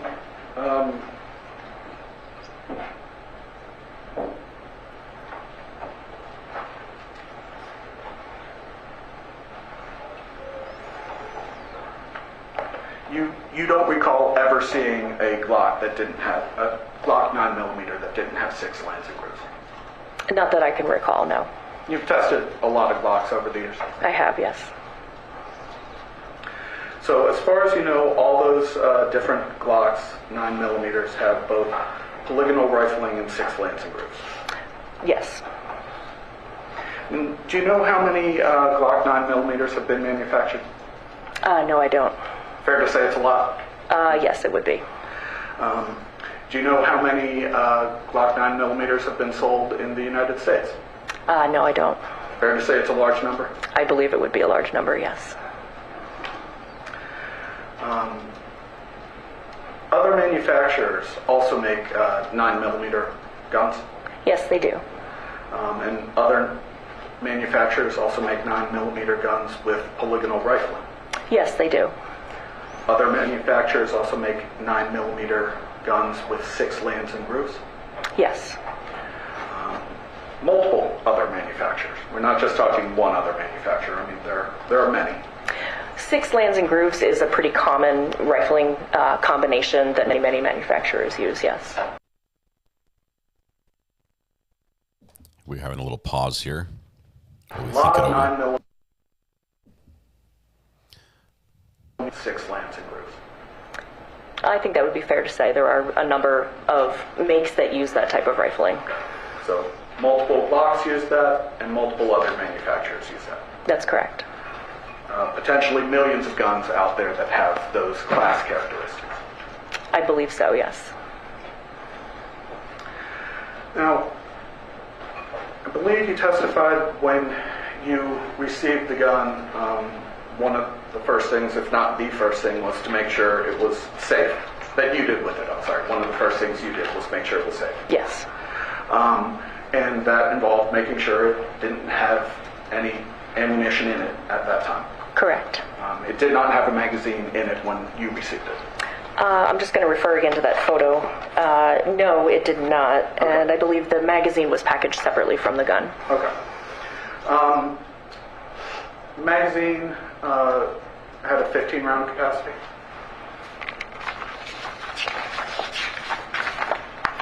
Yes, it did. And you talked about some of the features of the Glock yesterday, and you talked about what happens when a bullet is fired. One thing that happens is the casing is ejected. Yes, when it's fired, the empty casing is extracted and ejected. Okay. And that is ejected out of the, well, can you actually show?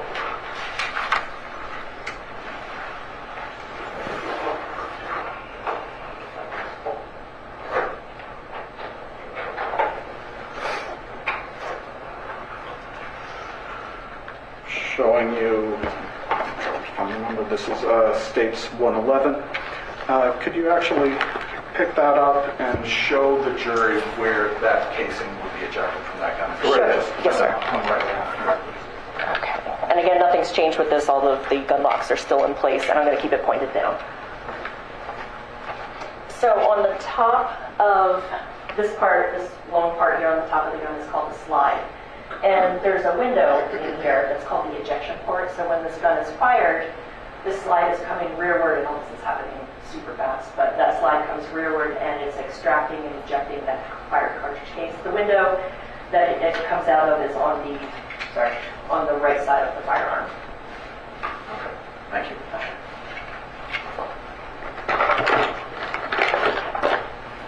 Thanks.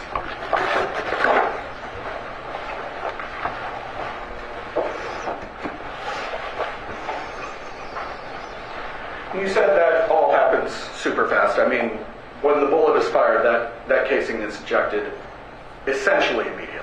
Yes. You talked about how bullets contain gunpowder.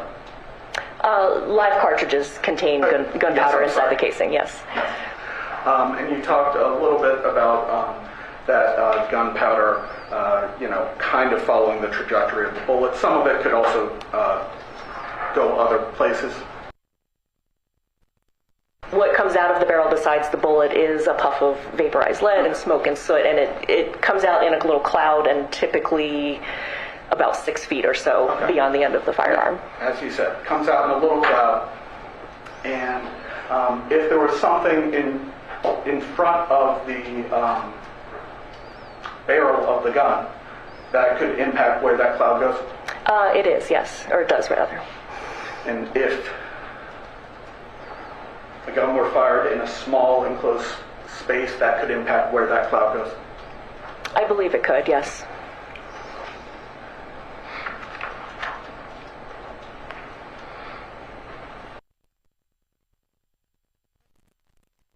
Audio keeps skipping here. It was brought to you at the state. Well, it was brought to the state lab. To the state police lab, yes. Sure. You don't know where that gun was kept prior to it coming into police custody? That's right, I don't know. When you examined that gun, you were not able to tell when it was last fired? No, I was not able to. And when you examined that bullet, you were not able to, JG03, you were not able to tell if that bullet was fired from that gun? Correct. It could have been based on individual microscopic details to say that it was or that it was not. May I have a moment?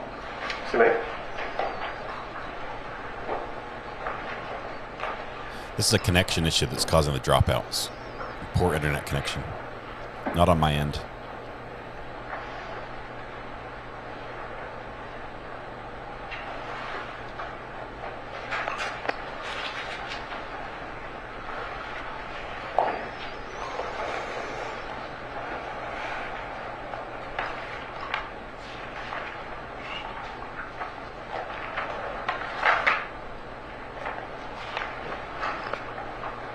I'm not sure what we're looking at here. Okay, we should have pants should be in the courtroom. I think. No further questions. Any redirect? I may be seeing pants there somewhere. Sorry, you may step down. Thank you very much. Thank you. No, okay. She just go back to work, right? I do. Okay. Thank you. We may be having a break here in just a few minutes, maybe 8 minutes or so. Let's see how far we get into this next one. Well, I think the United States' intention is to call as the next witness Ms. Rachel Martinez from the State Police Forensic Laboratory. It's going to be a lengthy examination. I don't know if you want to break before that or if you want to get started. All right. Well, okay. We've got a little over an hour. I guess we'll take a break now, so you can set up for the next witness. And then we'll resume in 15 minutes. Do not discuss the case amongst yourselves. Do not do any independent research. And I'll see you back here in 15 minutes. I'll rise for the jury. Jury's going to stand. We're going to listen for just a little minute, and the sound's gone. Okay, awesome. All right, we've got a couple things we have to go over. You've got questions. I've got answers. That's always good when those two line up that way. But we had a few questions here that came up. Let's see. See, the zoomed beard was awkward yesterday, Nicole. And the video is really good. We can live with the audio. With what so far, it has not been that bad. I've done a couple tweaks on it, a little bit, but it hasn't been as bad as yesterday. So first of all, they spent some time talking about the Glock safety. Glocks have a unique feature that I believe some other manufacturers may have adopted as well. But to my understanding, Glock first came out with it. On the trigger is the little curved part that you put your finger on, and you pull that to engage the fire to make the firing pin cycle, to release the firing pin so it hits the bullet and it shoots, okay? Lots of technical stuff. But you pull that trigger to shoot. That's generally how most guns work. You pull the trigger, it shoots the bullet. Glock triggers on that little curved piece, they have a little tiny hinge with like a mini trigger in the front of it. So you've got this little trigger, and you have to first push that mini trigger before you can pull the other trigger. If the mini trigger has not been pulled, like if you were to grab the trigger from the outside and not touch that mini trigger, you could not pull it. Okay, so it has to be pressed down first before you can pull the other trigger. If you are intentionally meaning to pull the trigger, it is not going to make it any more safe. So intentionally firing the gun is still going to happen. If you pull the trigger, you don't even feel that. It's not like, oh, well, first I have to push the mini trigger. You pull the trigger and it's all in one motion and it's there. So that's a Glock safety they talked about. It does help to make sure that the gun is not fired accidentally, and that's just one safety mechanism. They went into that so that you could know that there was no chance that this was just an accidental discharge, like I was picking up the gun and it went off. I wasn't even touching the trigger. No, it looks like his finger was on the trigger. Tool mark controversy. Yes, there is some tool mark controversy. Basically, you have in the world we're in with high-tech machining and manufacturing, the tolerances of machining is incredibly tight. And with firearms as well, we're seeing guns come off the assembly lines that are virtually identical, and even down to nearly microscopic levels, they're identical. So it is very possible to have two guns off the same line fire a bullet that sort of matches as this does. That's why there's a lot of controversy about this. The firearms experts will say, well, I did a test where we went to a factory and they gave us 10 guns off the factory line, and each one shot a bullet, and we had to match them up to the right gun. And, have to get 100% accuracy, and I was able to do it. Yes, other people who aren't big fans of the same test have run the same test and said, we've run a test on people, and they could not match which bullet went back up to. So competing tests, some people add more weight or credence to that than others. I will say that it probably is able to link it back up to a batch of guns manufactured at the factory fairly conclusively, unless there's some sort of defect in the rifling, like a scratch in the barrel that should not be there, that then puts that same scratch onto the bullet as it passes through. That for me would be more conclusive than just saying it looks like exactly the way the gun was designed to make it. And most of those scratches that they're matching up are tiny, microscopic. Okay, so she had inclusion, exclusion, inconclusive. The bullet in this case, the part that leaves the gun, there's a big bang, it leaves the gun, travels through the air, and enters the person who gets shot. That bullet was not able to be matched up to the gun. It rarely is. That bullet is not being fired into a soft, little pool where it just slows down in the water and never hits anything. No, it hits skin, it hits bone, it tumbles in the body, and it just gets beat up. And it's very common for that bullet to not be able to be matched. So that bullet was not matched. The casing was matched to the gun. The bullet was matched to the firearm manufacturer, or sorry, the ammunition manufacturer, as well as the caliber of the casing. So they can't say that bullet came from that gun. It could have come from any gun in that class of guns. But it's pretty much about as close to a match as you can get when the bullet hits a body. We do have the solid copper bullets, which we see most of this in like duck hunting, where in the wetland areas where traditionally duck hunters have used bird shot that was lead pellets. And environmentalists have raised concerns about that because of the lead stays in the environment and poisons the waters and things like that. The duck hunters weren't worried about the lead because they just cut that little piece out of the meat and then eat it, or they just spit the lead piece out when they're eating the duck. But it's a good move environmentally to switch from copper or switch from lead bullets because of the environmental impact. So he was shooting bullets that had solid copper. And Kathy was asking about hollow points only or only for police. Kathy, on that one, police do use hollow points. Hollow points are designed to do damage on the initial target and not pass through. Imagine if you had a lot of people in a row and the front person was the troublemaker who was threatening the crowd. You don't want to shoot all the people in a row. A hollow point tries to by function of design, as soon as it impacts, it spreads out, it mushrooms. It becomes a lot bigger surface area on the front end than the little hole that it initially makes. And in doing so, it transfers all that energy into the victim. And so you're not going to go through that victim and the 6 people behind them as you would if you had like a full metal jacket type round that's designed to pierce armor and bone and everything else. I don't know if there are any states that don't allow hollow point ammunition. Most people who carry a firearm for legally with a concealed carry permit or something like that are carrying it in case they have to use it against a person. And most people do carry those hollow point rounds of one variety or another. All right, did I answer all the questions or did I miss any? Now I want to make homemade cinnamon rolls. My wife is making them today. She's making them today. Is she in chat? Is she telling? Let's see. I don't see her.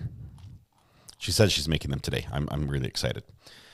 Did you see the case involving the Utah mom who wrote the kids' grief book but now charged with her husband's murder? Yes. What was the poisoning? Was it fentanyl or cyanide? I forget. It was a poisoning case, right?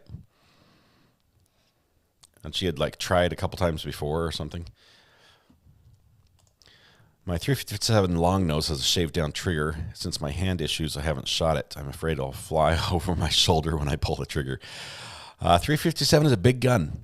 It's got a lot of oomph behind it. It's a powerful round.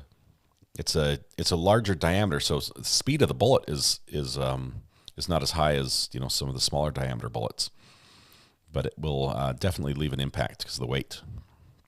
We still need her recipe. Thank you, Eddie. I'll get the recipe. I know we've shared it briefly, but I'll try to share it in a more consistent way.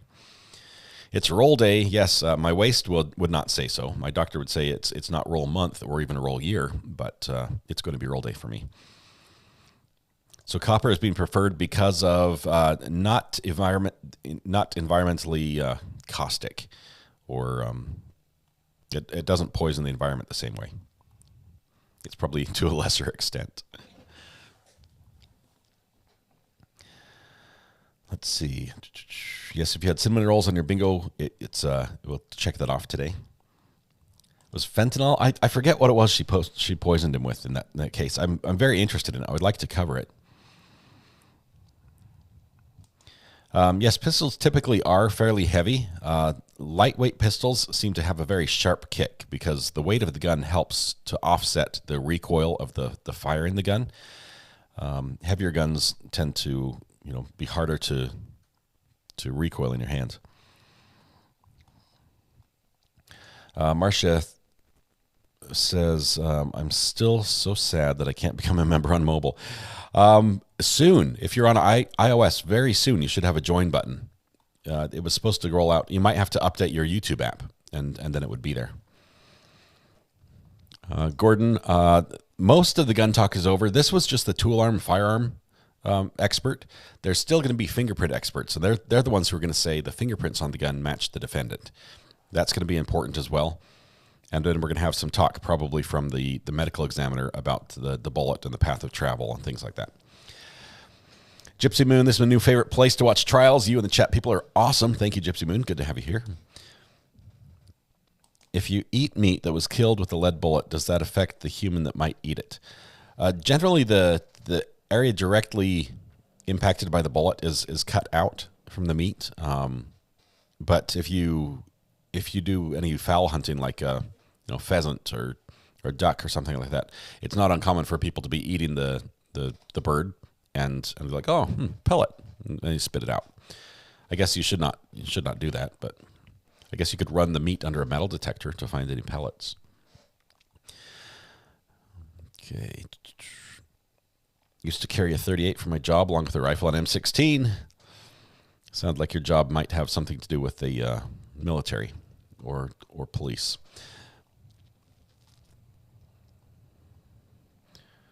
Okay. Let's see. I live in Indiana. There's talk of the Delphi case being televised. The judge on the case was the first to test it in Indiana. Yes, we saw that. He did this is the new judge that was put on the case. The old judge was a little weird. He recused himself. The new judge did a trial where he said, okay, we're going to try televising the trial. And he did it. And afterwards, he spoke highly of it. He said it was good. I liked what it did. I liked the openness. So there's a possibility that will happen. So we'll keep an eye on that. Keep us in the loop of anything you hear. Let's see. I do think it's too soon on guilty for sure. There's so much background in this case. The story goes so much deeper than what we've heard. Let's see. Fentanyl is the killer drug these days. These days. Let's see.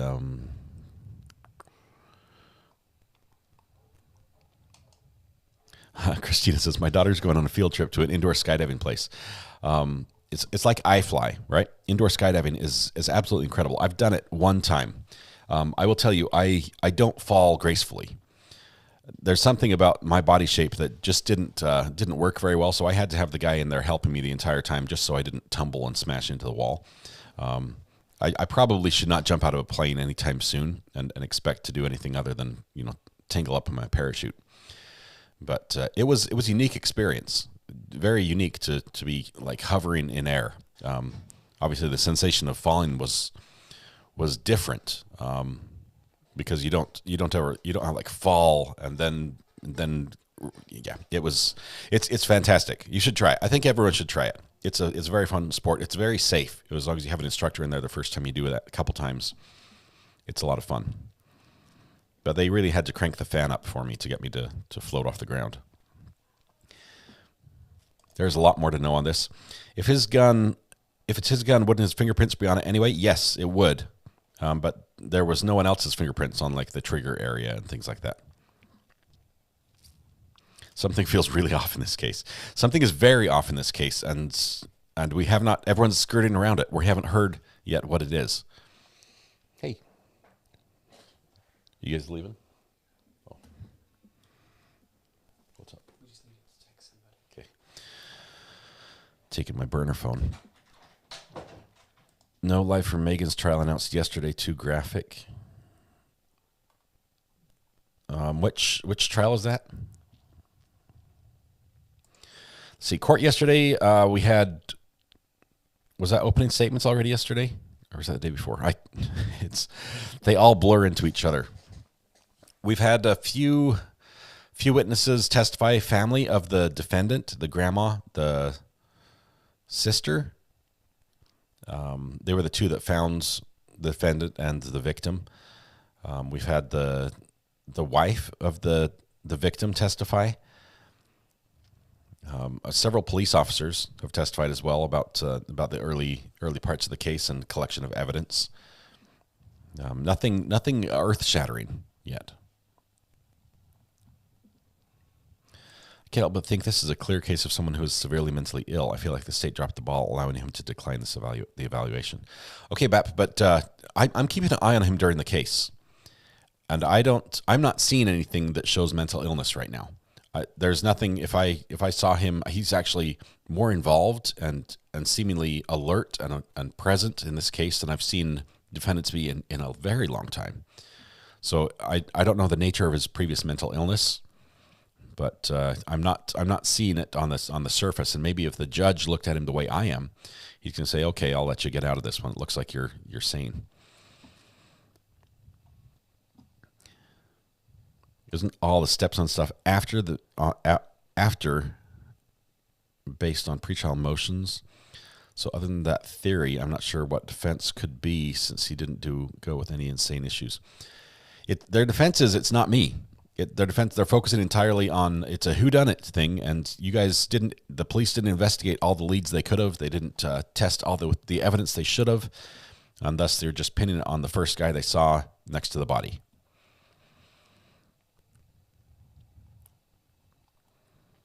Once you jump, you don't feel the sensation of falling. It's that initial jump that's tough. I can go off the high dive at the swimming pool, and that's about it. But I make more of a splash now than I did in my diving days. Went skydiving with my son. It was awesome. The only scary part was standing at the open door. I've pushed stuff out of an airplane window, moving, up in the sky. That was a lot of fun. And actually, I was the one who used my feet. I had to lay down on the seat because we're in a little tiny Cessna 182, and I used my feet to push this flat door out into the wind, and even at like barely staying afloat speed, where you're right around 100. The testimony that you will give this jury will be the truth, the whole truth, and nothing but the truth. So help you God. I do. Thank you. Please feel free to have a seat. Guess we'll never know who this witness is. Since we're being recorded here today, would you please state your full name, spelling both your first and last name for the record? It's Rachel Martinez, Rachel, last name Martinez. Thank you. And Ms. Martinez, where are you currently employed? I work for the New Hampshire State Police Department, Department of Safety State Police Forensic Lab up in Concord. And can everybody hear Ms. Martinez okay? And I apologize, if you can't hear me for some reason, please just tell me to speak up and I'll be glad to do it. What's your title there at New Hampshire State Police Forensic Lab? I'm a criminalist 2. How long have you been working with them? I started with the lab in May of 2016, so 7 years now. Have you always been a criminalist 2? No, I started as a criminalist 1. I was promoted to criminalist 2 in August of 2019. As both a criminalist 1 and a criminalist 2, this jury's heard a little bit of evidence with regards to different units at the lab. What's the unit that your work has been in? I've been with the Pattern Evidence Unit for my entire career at the lab. Okay. In the Pattern Evidence Unit, what are your duties in the unit? We examine physical evidence for impression evidence. We'll document any impressions that we find, and then later we'll do comparisons of those impressions to knowns to determine different levels of association. And in making those comparisons of different patterns to knowns, are there certain areas that you specialize in? Yes, I'm qualified by the lab to do latent print examinations as well as footwear and tire track examinations. And you say you qualified in doing that work for the lab in latent print impersonations. Not impersonations, impressions. What sort of training have you had? What kind of education have you had to be able to do that? To start with the lab, you have to have an educational background where you have a bachelor's degree, which I do. I earned my bachelor's degree in biology from College of the Holy Cross in Worcester, Mass. I got that in 2010. After that, I moved on and got my master's degree in biomedical forensic science, which I earned in 2015 from the Boston University School of Medicine. And you said you got your master's in science. What was your major in? I was biomedical forensic science. Biomedical forensic, okay. What about specifically fingerprint or latent print identification? What sort of training, experience, or education do you have in that particular field? When I started at the lab, I started what we call a resident latent print training program. And it was approximately 16-month training program that I had to complete before I was qualified to work. Does part of that training program cover something called friction ridge detail? Yes, it does. Okay. And could you just kind of generally go through how long that program is? Yes, so it was a 16-month training program, and I started off by studying under the 5 examiners that were already in the lab. I would shadow their casework, and then I began doing my own supervised casework. During that time, I was also reading numerous journal articles and textbooks, and I was given a series of written examinations and practical examinations that I had to take and pass all of those. I also attended outside conferences, educational conferences, and took outside classes with independent agencies. At the end of that program, at the end of the 16 months, I was given a final competency examination, which had 2 written portions and a practical portion, which I had to take and pass before I was able to perform my own independent casework. And do you have a certification in the field of latent print examination? I do. I'm certified with the International Association for Identification. Okay. International Association for Identification. That, what are their certifications in? Is it just latent details or other things that you're certified in? They have many different certification programs. So I hold one in the latent print certification. And with regards to get that certification from that organization, is that separate from the work that you had to do to be certified just inside the lab? Yes, so to be eligible to apply for certification, you've had to work in the field for 2 years as a latent print examiner. Once you've met that minimum time requirement, you have to prove that you've earned at least 160 IAI, which is the acronym for International Association for Identification. So 160 IAI certified training hours, then you have to prove that you've taken all of those. You need 2 recommendations or letters of recommendation from examiners in the field, as well as 2 professional references. Once you've met the requirements for the application, they'll send you an examination. It's a proctored examination that has to be proctored by an examiner with the IAI outside of your agency, so I had to travel to take it. And it was about an 8-hour examination with a written portion and, again, a practical comparison portion. Wow. Audio keeps cutting out. It'll come back here in just 1 second. 50 cases, and I've done tens of thousands of comparisons in that time. 550 cases, tens of thousands of comparisons. Yes, we do comparisons outside of our casework as well. Is the New Hampshire State Police Forensic Laboratory accredited? We are. We have an accreditation with the American National Standards Institute National Accreditation Board, or we call it ANAB for short. What does that mean for a lab to be accredited?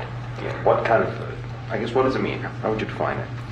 So to have an accreditation, you have to adhere to a set of standards that is dictated by an outside agency. So ANAB is our accrediting body, and they have a set of standards that we have to follow. And to ensure that we are following those standards, they audit our lab periodically throughout the accreditation cycle. And how often does that cycle come up? It's every 4 years. And when is that cycle coming up again for you? We just had our last accreditation in the fall, so it'll be about 4 years from now. Okay. Have you ever been qualified as an expert in fingerprint and or palm print identification in a New Hampshire court before? I have. How many times? 3. 3. Your Honor, at this time we'd ask that Criminalist Martinez be qualified as an expert in the field of fingerprint and palm print identification. Without objection. Okay, she's so qualified. Thank you. Thank you.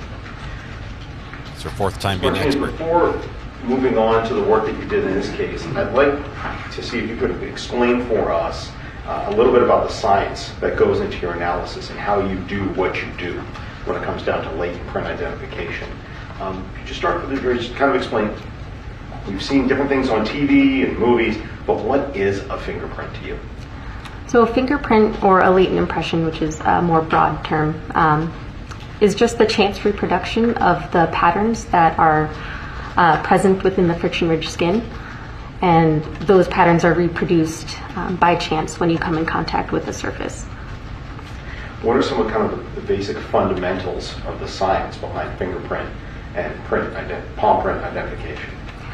So as I just mentioned, there's friction-ridged skin that covers the palmar surface of your hand, so starting from your fingers all the way down to your palm. And the skin actually also covers the bottoms of your feet, so you have toe impressions, which people are less aware of. And that goes from your toes all the way to your heels. And this skin is made up of a series of raised ridges and then depressed furrows. And the ridges is what comes in contact with the surface and leaves an impression. These ridges start forming at about 10.5 weeks of embryonic development when the fetus is developing in the womb. And they continue developing until about 24 weeks of embryonic development. And during that time, any stressors that are put on the skin is going to dictate where the fine details that make up the friction-ridged skin land. So it's very hard to recreate that. It's very random, and that lends uniqueness to the individual skin. And that's one of the foundational premises that makes it a great tool for identification. These ridges also persist throughout the life of the individual. So once they're set at about 24 weeks of embryonic development, they stay unchanged unless there's a scar, some sort of injury, throughout the life of the individual. So they persist through the life of the individual, and that's another reason they're a great tool for record keeping or for identification purposes. So like you said, absent a scar, these ridge details, I think, if I'm getting this correctly, that is set on my hand at 24 weeks of embryonic development. That's correct. Wow.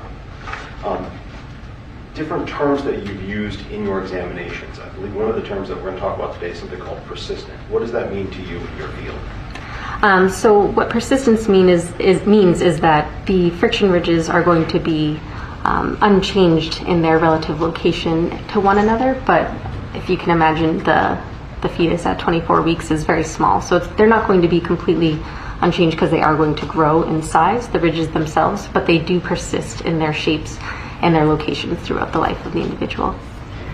One of the other terms I think we'll talk about today is something called uniqueness. Can you kind of explain what that term means to you for the jury?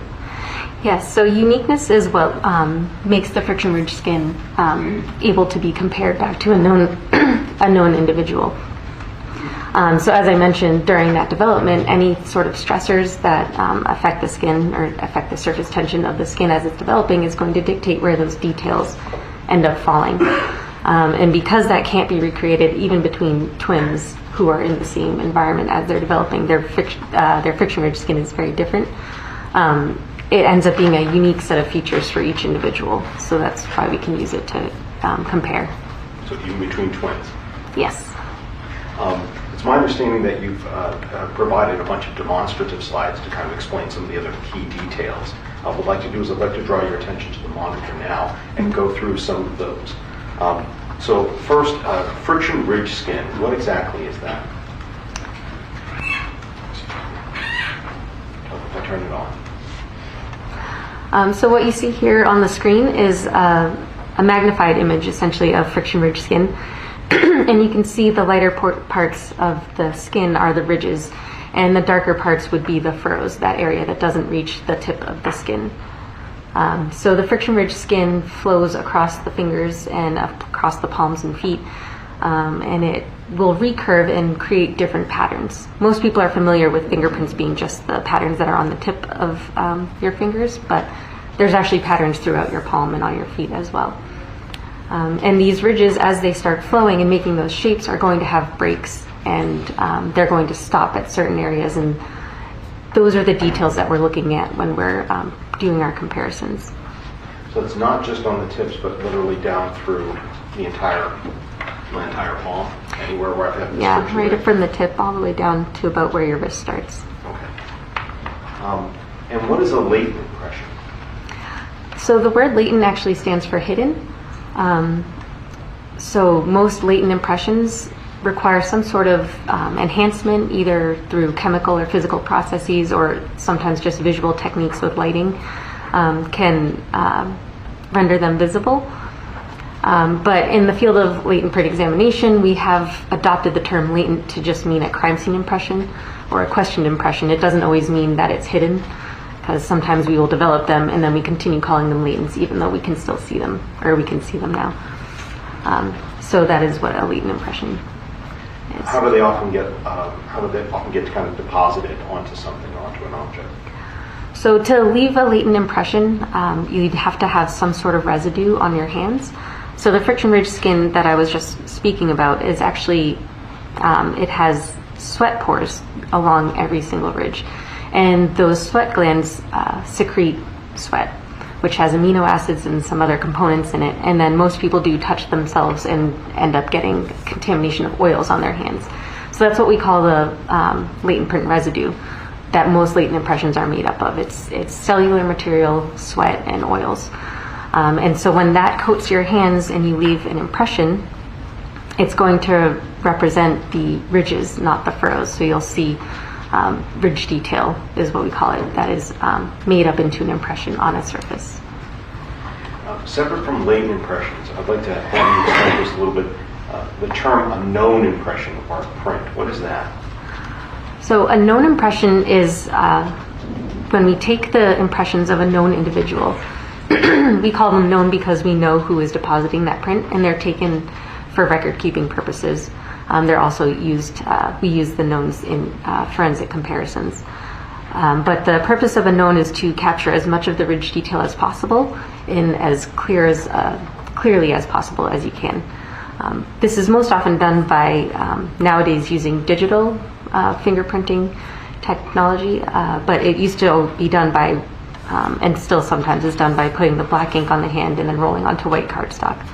So kind of like classic TV. Somebody gets their hand put in ink and then that gets put onto a card. Yes. Is that similar to what we're looking here on the left-hand side of this particular demonstrative aid? Yeah, so this would be a standard 10-print card, and that's what's usually submitted for our comparisons, and it captures just the tipmost part of your finger where the patterns are, and then it rolls to the side so you can get more of that rich detail.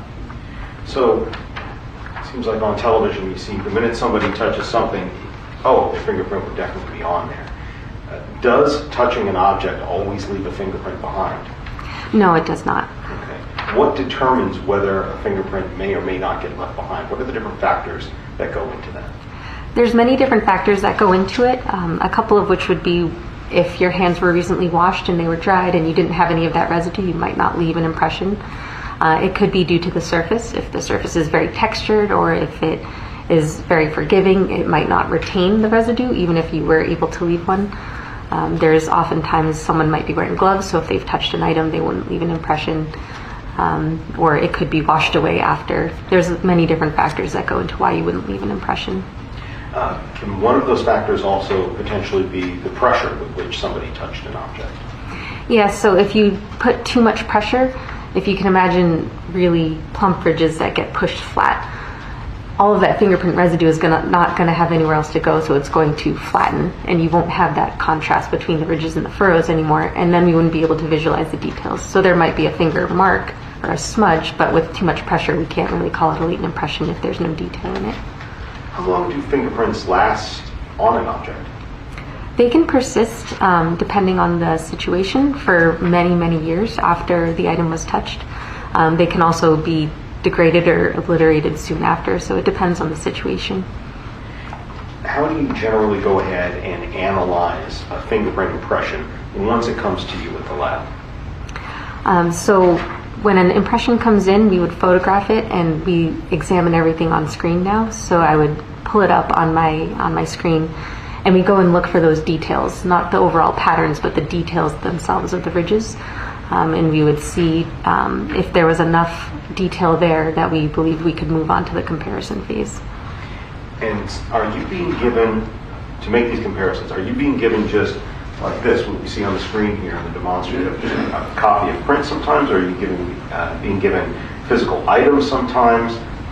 What are the different forms of prints in terms of how you develop them and how you look at them? It depends on the case. There are sometimes we get physical items that come in, and I will process them with our different methods of processing items to develop impressions.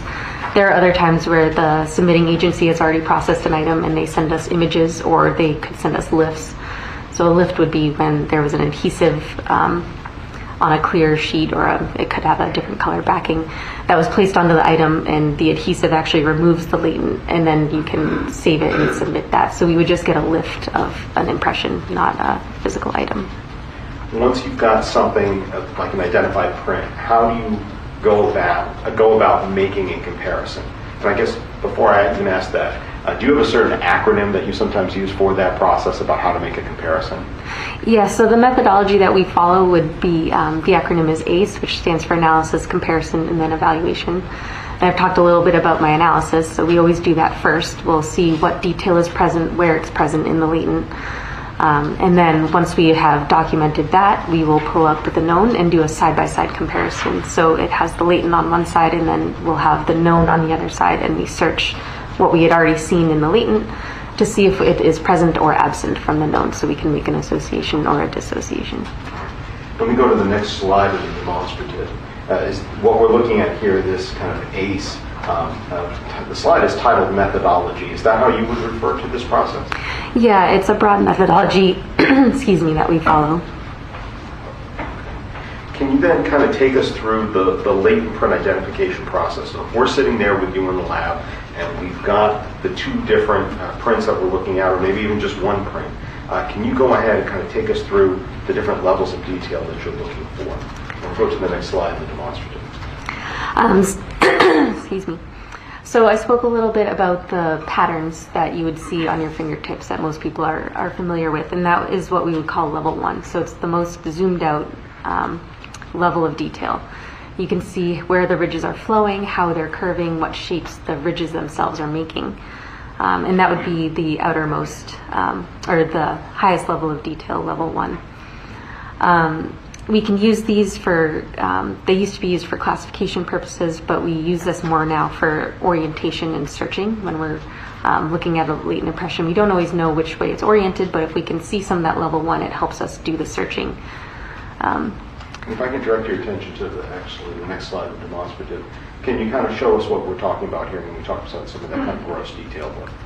Yeah, so level 1, if you see on the slide, it says ridge path flow. So these are the patterns I was talking about that most people are familiar with on the tips of your fingers.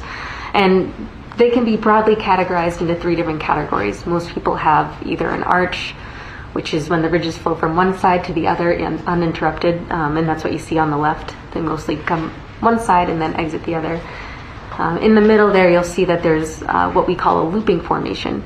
So in a looping formation, the ridges will come in from one side, they will recurve, and then exit on the same side. You have a mouse in front of you. You should be able to control the dot on the screen. Can you kind of show us what we're talking about?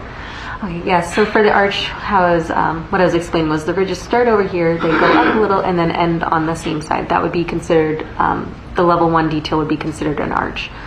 And on the loop here in the middle, the ridges come in from one side, they go up, and then they recurve here, and that's called the pattern area, and then they would leave out the same side. So that's what we would classify as a loop. And then finally we have what is called a whorl, and that's when you have a more concentric circle or even a spiral pattern. Those would all be classified as whorls. And again, all of these are being set by 24 weeks of embryonic development. Yes, that's correct. I'd like to go on to our next slide here. We'll talk a little bit about ridge flow. Can you make identification at this level? And if you cannot, please tell us why. So no, we cannot make an identification based on level 1 alone, because like I said, there's 3 basic categories that most fingerprints fall into, and some of them will look similar. It's the next level of detail, the smaller, more magnified details that we're looking at when we want to make an identification. So we can exclude from this level, but we can't make an identification. You said there's the next level of detail, so the second level. Can you kind of explain to us what that is? Separate, now that we've looked through the basics of ridge flow here, what's that next level of detail you're looking for? So level 2 detail is the actual path of each individual ridge itself. So now we're looking at each ridge at a time. As they're going and making those patterns, some of them are going to end, some of them will split and bifurcate, some of them might only be as short as they are long, and we call those dots. So these are the details that we are looking for when we're making identifications or exclusions, not just the overall pattern. Okay. So I'm going to go to the next slide in the demonstrative. You talk about these bifurcations, the ridge endings, and the dots that you're looking at. Can you kind of show us a little bit on the next slide where those are? Yes, so if you look on the right of this image, you can see that's the friction ridge skin. And you can see the ridges are the black and the furrows would be the white. And we have magnified on the left examples of the bifurcations, the ridge ending, and then the dot. And just like our alphabet has 26 letters and we can make up many, many different words with all of those letters, even sentences, we use these 3 main details to come up with different formations. So at times there's 2 bifurcations that are facing each other, and that might be an enclosure. There's many different formations that are created with these 3 levels of detail. And those are the groupings and the features that they create are what we're looking at when we do our comparisons. in green up here, we've just highlighted an area. Is that the bifurcation you're talking about as being one of these indicators? Yes, that would be a bifurcation where one ridge splits into two. And again, how about for ridge ending? I imagine that's the opposite. Yes, that's where a ridge just abruptly ends. And the dots at the bottom, are these again the same, just kind of this friction ridge of coming up and down within the skin, or is there something about something being in the middle of that dot, or one of the pores being in the middle of that dot? Where do these dots come from? So dots are just ridges that weren't as long as the other ridges. So as the ridges are forming, sometimes there's not enough space. They don't leave empty space. So if two ridges are coming together and there's empty space, a dot might form in there because it needs to have something there. Do you have a third level of detail that you look at beyond this? Yes, we do. Okay. We'll go to the next slide. And talk to us a little bit about this third level of detail. Is it fair to say this is like the deepest level of detail you get into? Yes, this is as far as it goes. Okay. So level 3 is even more magnified than level 2. So what you're looking at here is a really close-up image of friction ridge skin. And the black is the ridge, and the white dots are actually those pores that I was talking about. Can you use your pointer, please, to show us the dots? So here's the... Oops. Yeah. Kind of jumpy. Here are the ridges, and you'll notice that these are the pores, these white, they're not all circular, they're different shapes. So level 3 detail would be the actual differences in the size and shape and locations of the pores. They don't run uniformly along the middle of the ridges. Sometimes they're off to the side and they'll look like a little scalloped indent here, or sometimes they can be smaller. Level 3 also includes the shape of the ridge itself. So we actually look at the individual shapes of the ridges. So this here, you can see this is a bifurcation, but the ridge is really thick down here, and then it gets really thin down here. So that's one more detail that we're looking at, because not every bifurcation is going to have this thickness and then thinness in the same locations. And then there's also, if you look at the edge over here, sometimes there's little spurs that come off of the ridges. So those are all details that we're looking for when we're doing our comparisons. When you were at that level 1 and level 2 levels of detail, so before we get here to level 3, can you make an identification of an individual, a latent print belonging to a particular individual? Yes, we can make identifications using the level 2 detail. And I imagine the same thing goes for an exclusion, to say that this is clear, this print that was clearly not left by this individual. That's correct. And what about level 3 detail? We get to this most deep level. Do you have to get to this level all the time? Do you need to sometimes to make an identification? It's usually present in some form or another, but we don't need it to make our identifications. The level 2 would be enough. It's just extra that we take into account when we're doing our comparisons. The pores aren't always visible. If there's a lot of pressure, whatever matrix is on the finger, it could fill in the pores. We might not see them, but the shapes and the thicknesses of the ridges tend to be visible. Can an identification be made in all cases? We don't make IDs or identifications in all cases, no. And what does it mean if you can't, if you get, for example, an item, a physical item, what does it mean if you can't find a fingerprint on that item? We don't draw any conclusions in that situation because there's too many variables that could have gone into not leaving an impression, so we don't draw any conclusions on that. And if a fingerprint, the ridge detail, level 1, level 2, or level 3, if we don't see that on a particular item, does that mean that the item was never touched? No, it does not. Speaking generally about the variables that can cause a fingerprint to leave friction ridge detail or have it not be found, and I think I'm kind of asking about, again, some of those other factors that can happen. We talked about what can happen with a person's skin, whether how hard they can press or whether they wash their hands. I mentioned the same thing would be if a person's hands were wet. Is that right? There's a lot of water content on it or other liquid. Yeah, if there's too much matrix, it can cause pooling, which would then obliterate the contrast between the ridges and the furrows, so we wouldn't be able to use that impression potentially. And just clarify, when you say matrix, what do you mean?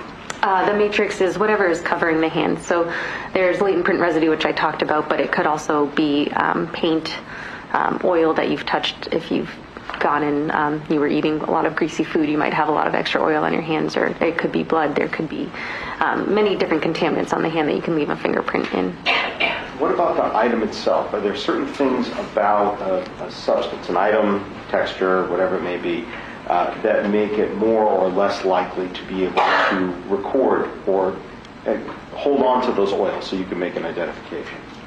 Yes, if there's a very high texture to the surface, if you imagine the ridges trying to be put down on like a comb or something where there's gaps in it, the ridge detail isn't going to lay flat and it might not leave a usable impression. So areas where there's a high texture, we generally don't expect to find too many usable impressions. When you say areas of high texture, can you give us an example of what do you mean?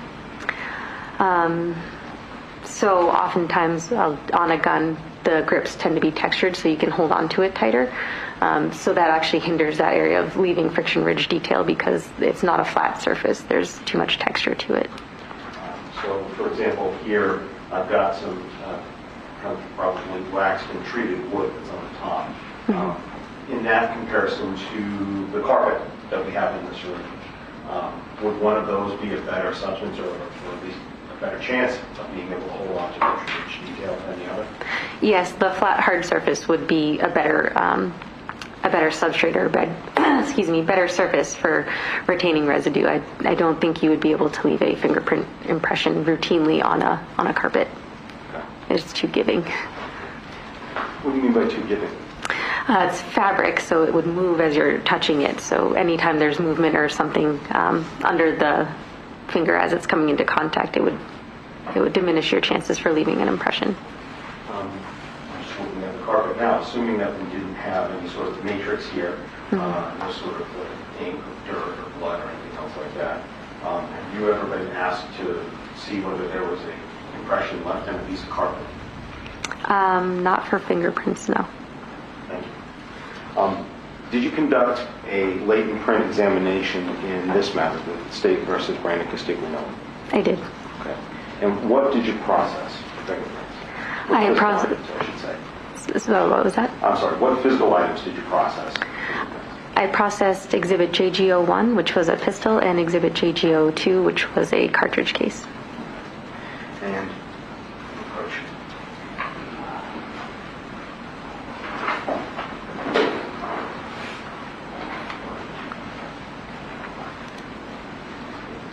I'll show you what's been marked JGO1. Excuse me. State's Exhibit 111. Do you recognize not only the labels on this box, but also the item inside? I do. Okay. How do you recognize it? My initials are on the box. Okay. So is this JGO1 the firearm that you examined? It is. And separate from that, you said your initials are right on the box? Yeah, they're right here. Right there? Okay. And separate from that, go ahead and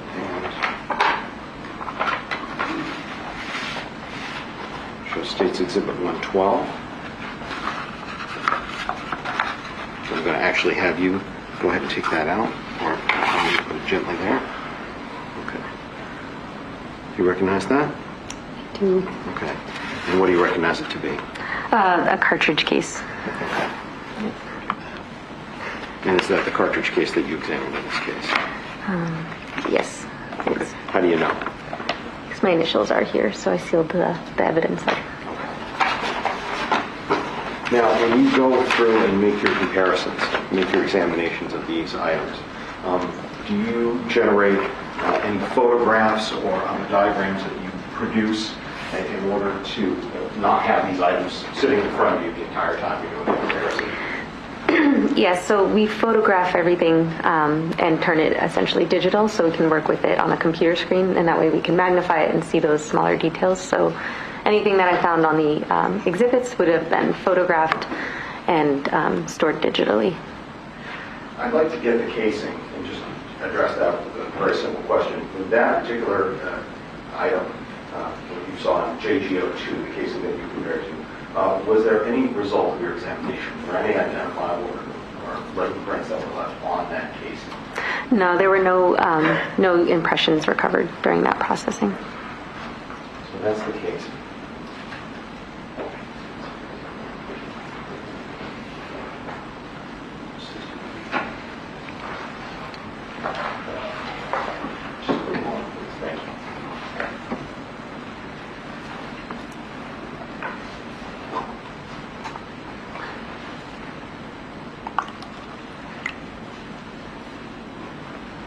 wonder if they know they're all drinking out of the same cup.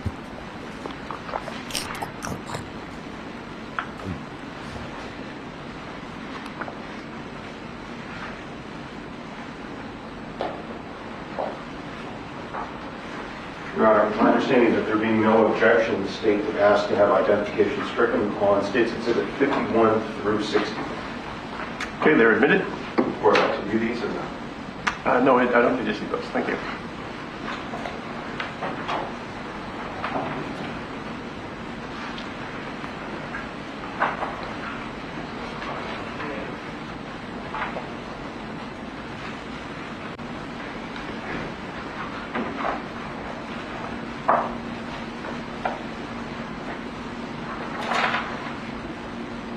Some of that water ASMR was actually the witness. It was not all me. I just don't see them changing the cup up there. Maybe there's garbage they're throwing them in and they're getting them from a stack, but Ms. Martinez, I'm going to hand you I do see a stack of cups. Exhibits 51 through 61. And I'm just going to talk with you here for just a brief moment, and then we'll probably put them up on the screen so that everybody can see. Okay. Do you recognize States Exhibit 51 here? I do. Okay, and what is that? That is Exhibit JG01. Okay. Did you take this photograph? I did. Okay. And States Exhibit 52. Do you recognize that photograph? Yes, that's Exhibit JG01 again. JG01 again. Did you take this photograph as well? I did. All right. And I'm going to have you generally go ahead and flip through on your own States Exhibit 53 through 61. Okay. And let's say you can go ahead and take your time, look through all of them, and then I'll ask you questions at the end.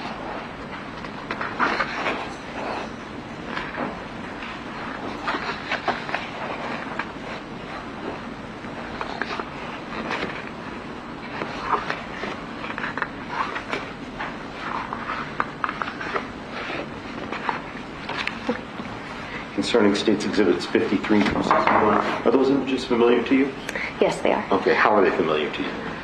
It's a mix of images that I took of the exhibits and my my work product, my analysis, and my comparison charts.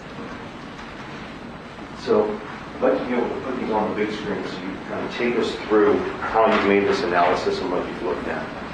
So, we talked a bit about the casing a moment ago that you examined JG02. I'd like to switch now to the handgun JG01. Specifically, excuse me,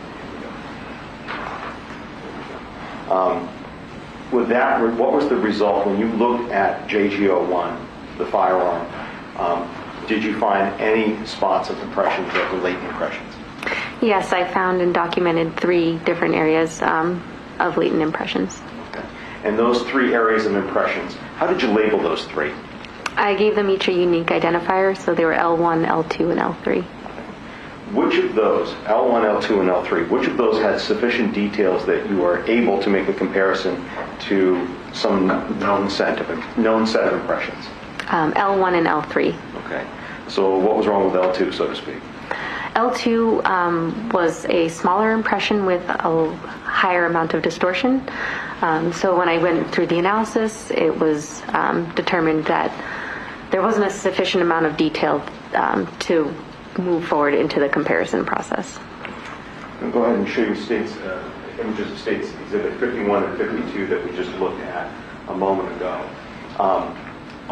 These are the photos that you took of this gun during its processing, correct? That's correct. I'm zooming in a little bit on 51, States Exhibit 51, and that's the one with the kind of the purple tab. Excuse us for a moment, Your Honor.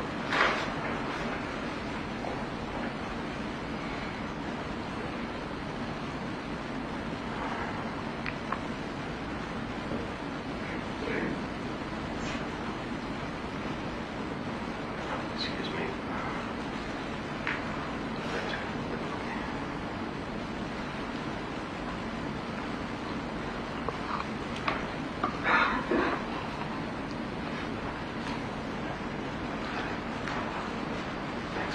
Zooming in on this part of exhibit number 51, what are we looking at here when we see that kind of little pink arrow?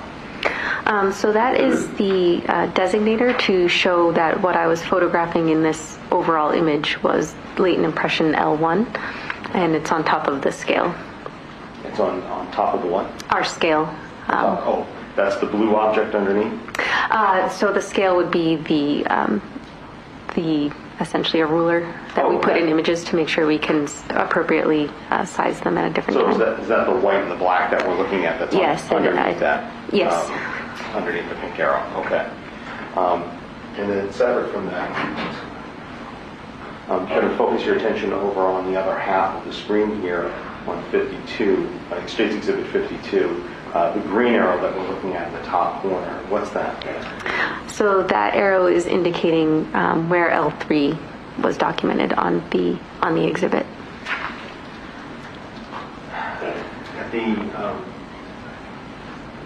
On this particular item that you were looking at, JG01, I see, correct, that there's a cork that's at the very end of the barrel in these photos? That's correct. All right. And so L1, the first impression that you found, that's over on what would be if I was holding it the right-hand side? Yes. At the top? That's correct. And L3 is at the end near the tip? That's correct. On the very, very top of the firearm? Yes, that's correct.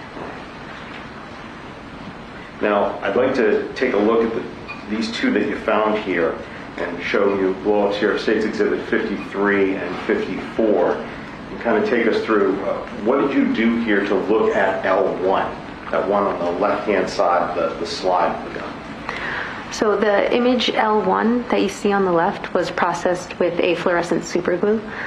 So when items come into the lab, we'll search for latents, and if we don't find them with visual techniques, we'll move on to a superglue fume. By that I mean we take superglue in a tin and we heat it up, and it creates a fume, and the fume will polymerize or stick to any latent print residue on the image, on the exhibit, and that renders it visible. In our lab, we use a fluorescent superglue, so I can look at the processed exhibit with an alternate light source, so different wavelengths of light, and that will cause the developed impression to fluoresce or glow orange like you see here. So that's what we're seeing on the left. And so you photographed it after you went ahead and used the super, what's the right word for that technique? It's a cyanoacrylate fume, but we call it's a superglue is the common term. All right, so we call it the superglue technique. So you do that, then you put the alternative light source on it, and then that's how you took this photo here? Yes, it's viewed with the alternate light source and a filter. And referring to States Exhibit 54 here on the right-hand side of the screen, how did you generate this image? So that is the same image as the one on the left, but it went through digital processing once I had it on my screen.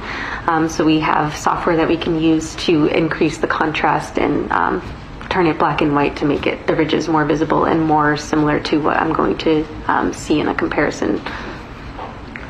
And I'd like to go ahead and show you States Exhibit 55. What is this image and what does this show us?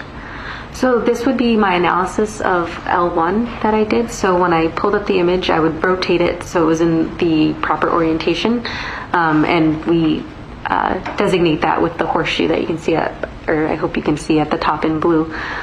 So that would indicate this part of the finger. So that's how I can tell which way it was oriented. And then I can't quite see it from here, so I don't know if you can either, but there's I went through and marked all of the details, those bifurcations, ridge endings, and dots that I could see in green and yellow. Yeah, I can see them now. You see the green and yellow? I can. So those are, obviously those aren't part of the fuming process, the glue process there. Those are dots that you put on? Yeah, those are dots that I put on to mark what I was seeing so I could document what I was seeing before I move on to my comparison. So those would be the features that I would use to search when I start looking at a known. I'm going to show you States Exhibit 55 up close. Let me ask you, from sitting here looking at that screen compared to looking at this image in front of you, is it easier to see on this image here up close or farther away? I think it's probably easier to see on this. Your Honor, if the witness could step down from the stand, then apparently those images are just not popping up very well there. Have her show them to the jury, please. Can I take a look? I don't know. Yeah. Oh, now I see him. Okay. All right. Thank you. Your Honor. Just want to use, if you could step down just for a minute. Counsel, if you want to move to take a look, yeah.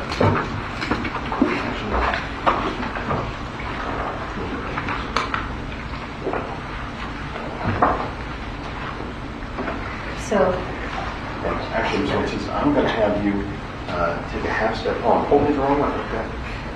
I'm going to let you hold it. I just want to make sure that all our jurors can see. okay. Can you point out what you talk about, the green and yellow and what they represent? Yeah, so what I was talking about with the horseshoe is this blue, so that would indicate to me what was up on a 10 print card. So we like to have it in the proper orientation when we go into our comparisons. So when I put this horseshoe on, I'm saying this is how it would be oriented, and that is also identifiable, so we put that on the pan. In the green and yellow, I've marked bifurcations for Jendings dots, anything that I saw that I was going to use in the comparison. And the yellow is other areas that I saw that there's a little bit more distortion, so it's a little bit, those ones they have a little bit less confidence in them, but the green ones are the ones that I would use going forward. So I'm seeing, and correct me if I'm wrong, but I'm seeing you've got green dots all the way down here kind of near where that logo is, and then all the way up here as well. That's correct. So that's some of those levels that we talked about, the level 1, level 2, deep levels of detail that you can see from this when you're examining? Yeah, so when I look at this, I can see that it is the fingerprint goes here, and there's a big gap in the substrate, so that's why there's nothing recorded here. The gun actually had a missing port. Oh, it's not missing, it was manufactured that way, but the skin didn't have anything to come in contact with, so there's just a gap here. But I can follow the ridges all the way through, and it gets fainter here because there's some sort of distortion, but I can see the level 1 going through it and then coming down here. So I knew it was all one continuous impression, and it was a left sloping loop. Just a little bit. Can everybody see the dots that she was talking about? Yeah. Okay, just checking. Hold on, I'm seeing a mesa in the back. Yeah. Ortiz, can you walk over here and continue to do the same thing? And can you kind of point out where those dots are again? Oops, excuse me. So here's the horseshoe that I was talking about, and then if you look, there's some green markings here and some green down here and a little bit of yellow off to the side here. So those are the details I was going to use going into my comparison. And that section there in the middle, you said it is not a manufacturing defect, but an area where there is no metal. Exactly. There's nothing to impact.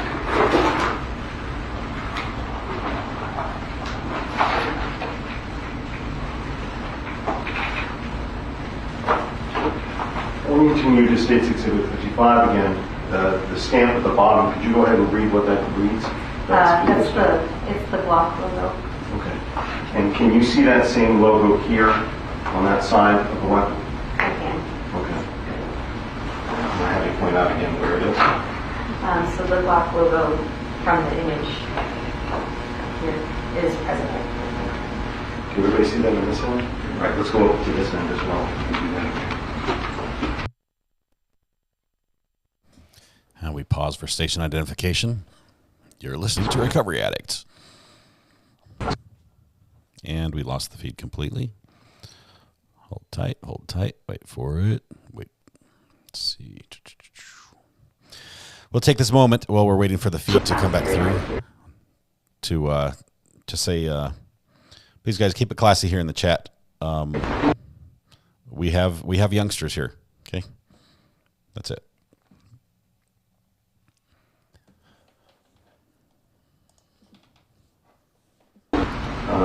56, which is on the monitors behind us, but I think I'd like to have you stay here and kind of walk us through, based on the levels of detail. We'll do the same thing if we want half. Can you please go ahead and show us what is this particular exhibit showing? Basically, what's demonstrating about? So we just went over my analysis of L1 on exhibit JG01. So these are the details that I've marked. And this is the comparison that I did to Brandon Castiglione. The number 6, which indicates the left thumb. And you can see that the markings that I had in green on the analysis, I was able to find them in a similar location and an agreement within the impression from his card. Move down to that angle, Jory, so everybody else can see. Without being repetitive, can you say the same thing again, please? So this is the image that I just showed you, JG01 or L1 on JG01. And in the green, I had my markings that I had in my analysis, and then here on the right, you can see.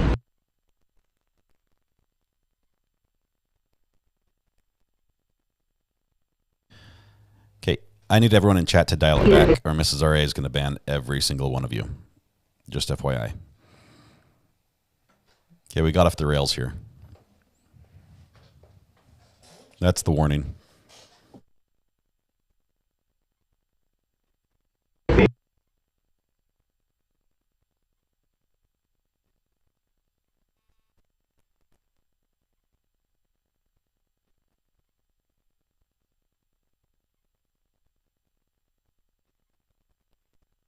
Study this fingernail print on the screen. Apparently, it's going to be on the test, so we need to know it. I'm not sure we're pausing here. Lindy, yes, we were able to send Joseph, and that was him, a mug and a mouse pad.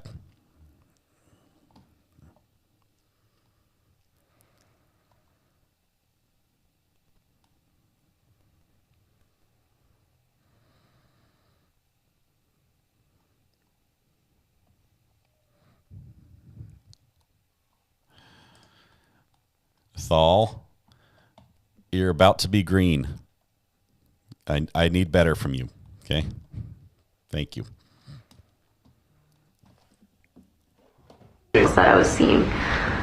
Now, before you stated that an identification could be made by just looking at levels L1 and L2 of detail, and then obviously on some you go down to L3. Sorry, L3. Apologize. The third level of detail, or level 3 detail.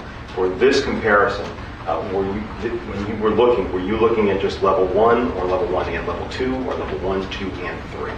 I was looking at all 3 levels. So as I mentioned, I was able to tell that it was a left sloping loop, so I had enough there to tell that it was a finger and that it was a left sloping loop. So that was the level 1. I had marked up all of my level 2 that I went over in those the green and yellow markings. We don't routinely mark the level 3 because there's just usually so much of it, and it would be tracing every ridge, so it's something that we do visually when we're doing the comparison.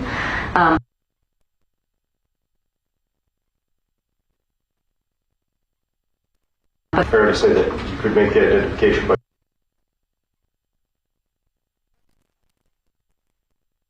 Yes, that's correct. I'd like to look now at the other print that you looked at, level 3. And if we need to, we'll go ahead and I'll get States Exhibit 58 and 59 to have available.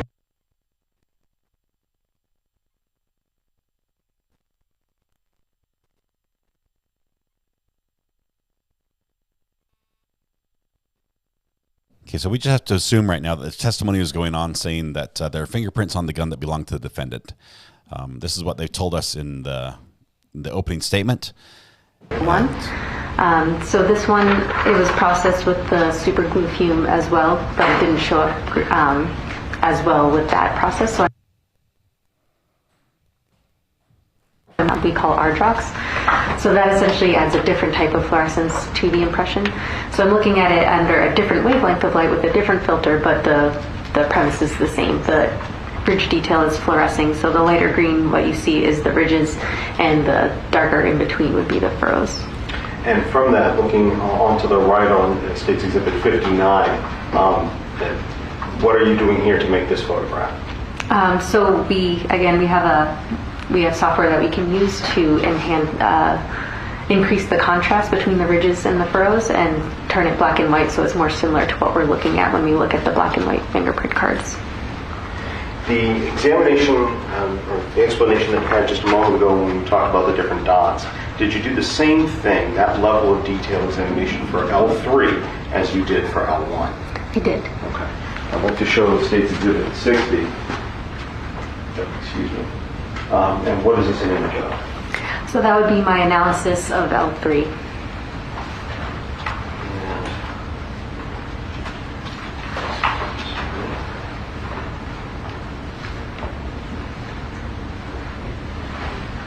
And with regards to that, I'm going to show you States Exhibit 60 up close. Is it easier to see your yellow and green dots on what I'm holding in my hand, or what's up on the screen again? Yes, it's clearer to see here.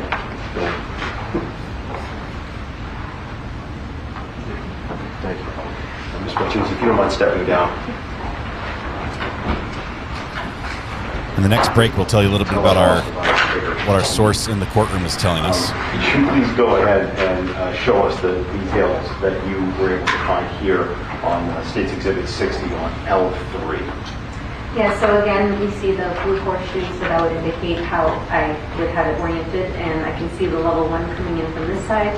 You see a recurve here going back out, so I was able to tell that it was going to be a left sloping loop as well. And again, the green and yellow are the details that I marked in the analysis. And if I could have you come down to this half of the jury, and the same question, please. Could you please point out the details that you were able to identify here on L3? So the blue here is indicating the horseshoe, which shows which way it is up. So I have it oriented this way, and I can see the level 1 coming in from over here, and then it recurves and comes back down. So I can see that as a left sloping loop. And then I have marked the bifurcations and the ridge endings and dots that we talked about in the green and yellow. So there's some over here and then more down over here. Can everybody see that all right? And with regards to that examination, did you,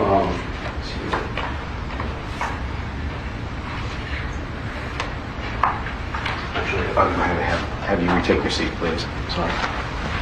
Did you make, or were you able to make a comparison of that L3 to a known set of fingerprints? Yes, I compared L3 to Brandon Castiglione's card. And were you able to find out whether or not, or whose print that was on L3? Yes, L3 was also identified as the left thumb of Brandon Castiglione. So I'm just going to stay with the screen on this one, looking at a comparison of State's Exhibit 60 and 61. Is this similar to the comparison you talked us through before on L1 in terms of that level 1, level 2, and level 3 detail? Yes, it is. So when you examined the item, JG01, the firearm for fingerprints, I want to make sure I've got this clearly. You found 3 areas of friction ridge detail, and only 2 of those were identifiable prints. Is that correct? That's correct. And both of those were determined to be Brandon Castiglione's left thumb. That's correct. And those were again on what 2 areas of the gun? L1 was developed on the right side of the slide near the ejection port, and L3 was developed on the top of the slide more towards the end of the barrel. So showing you State's Exhibit 11. So you said L1 is where? I'm going to come closer to you. So L1 would be present right here on the slide, and L3... I don't think the juror can see you behind. Oh, I'm so sorry, sir. So L3 would be present right here on this area. L3 or L1? Oh, excuse me, sorry. L1 would be present right here, okay. And L3 would be present in this area. Everybody see down here?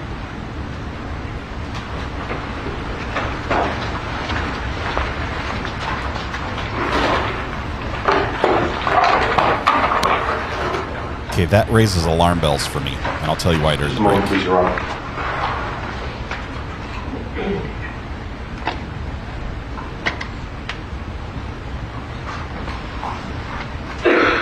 Thank you very much, Ms. Martinez. I don't have any further questions for you. I believe defense counsel will have a few.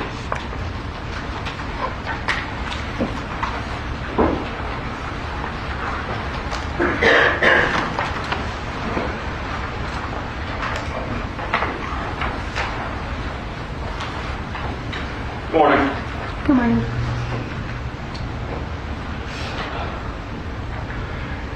You talked some about the training you've gone through to do what you do. Yes. And you said that you're certified in latent print examination. That's correct. And part of maintaining your certification is participating in ongoing trainings. Yes, that's correct. To stay up to date on things. That's true. Always learning new things. Yes. You have participated in a training on minimizing bias in forensic decision making. That's correct. And that training talked about how having information about a case can bias a forensic examiner. I believe it was talking somewhat about how it could potentially bias a person. That's correct. Sure. And that bias can be unconscious. It could be, yes. Meaning that the person isn't even aware that they have a bias. That's possible, yes. They're not aware that they've been influenced by information that they've given. That's correct. And that training talked about how that's possible in fingerprint examination. Yes, and it also talked about how to minimize it. Okay. So let's talk about that just a little bit. Did it talk about a study where fingerprint examiners were given the same items on 2 different occasions and given different information about it? I can't recall specifically. Okay. But you do recall learning about bias or cognitive bias and how it could affect fingerprint examination. I do, yes. And you talked about steps to minimize that. That's correct. Steps to minimize that would include not having information about what you're going to be looking at. To some extent. Okay, yes. not being told things about what someone else expects to find on it. I don't think. Well, let me rephrase that. I'm sorry, that was a bad question. For example,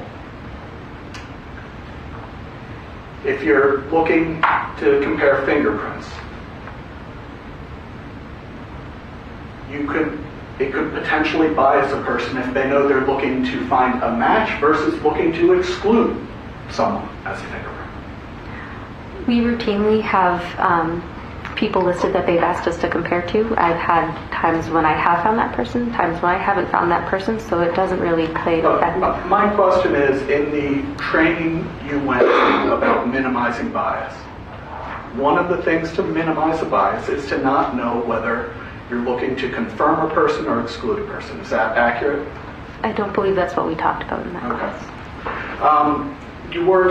You did cover that learning information about a case can have an unconscious bias on a person's examination. I don't recall that being the premise of the class. I'm asking if it was covered in that course. Yes, it likely was covered. Thank you. Now, in this case,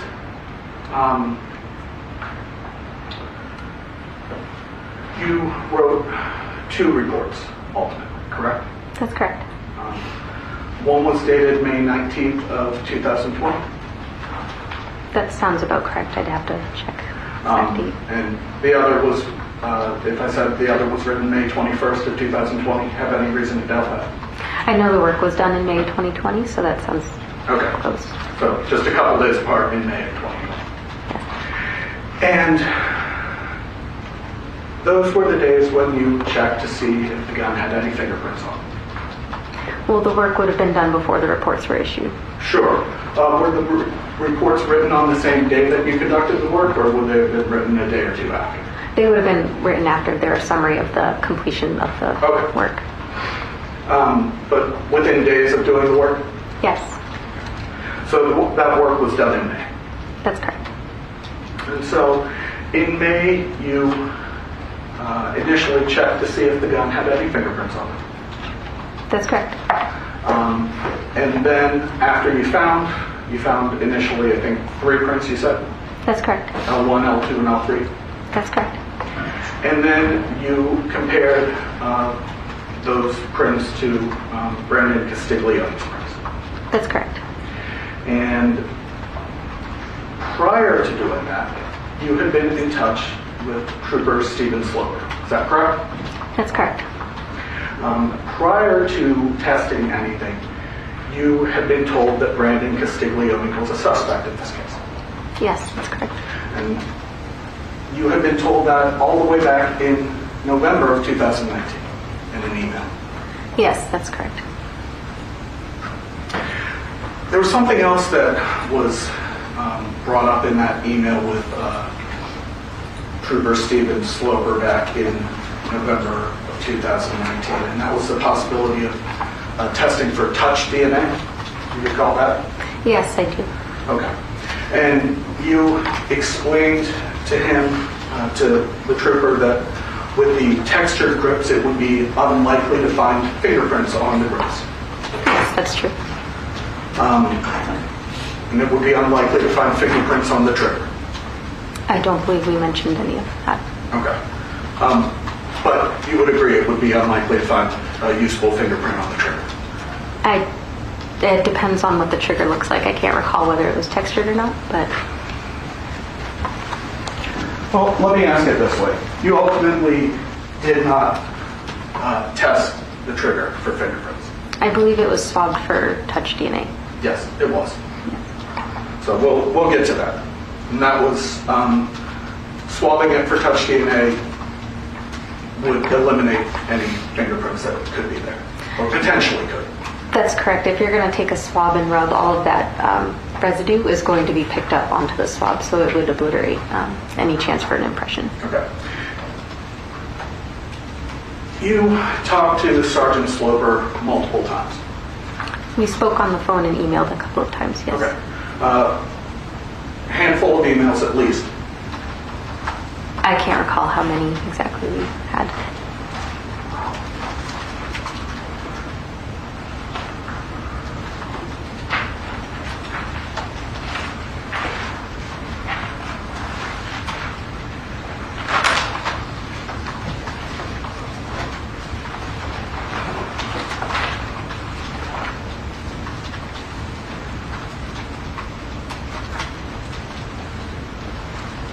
You emailed him on April 17th of 2020?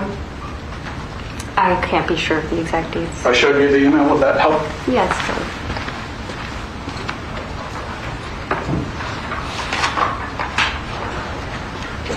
We just have a discovery page. Oh, I'm sorry. I can show you. It's not the stamp. It goes in the file. Thank you.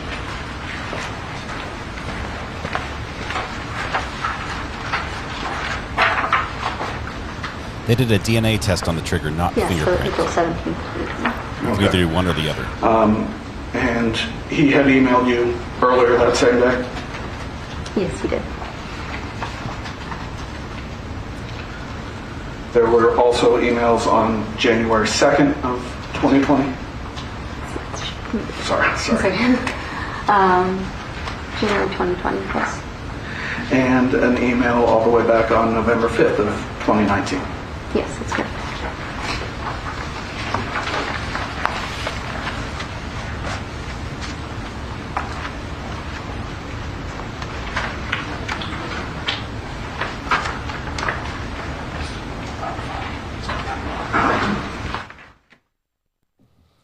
This is a standard trial. He has not played the mental defense card. Also, emails between the two of you on January 3rd of 2020? Yes, this was all one chain of us trying to get in touch with each other. Sure. They're all very short lines. They're short. Checking in. Yes. They're short. But there was an email sent on January 3rd of 2020 from him to you? Yes, that's correct.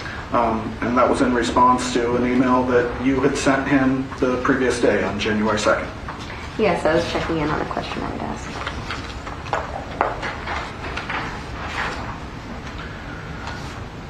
And there were emails on November 5th of 2019? Yes, that's correct.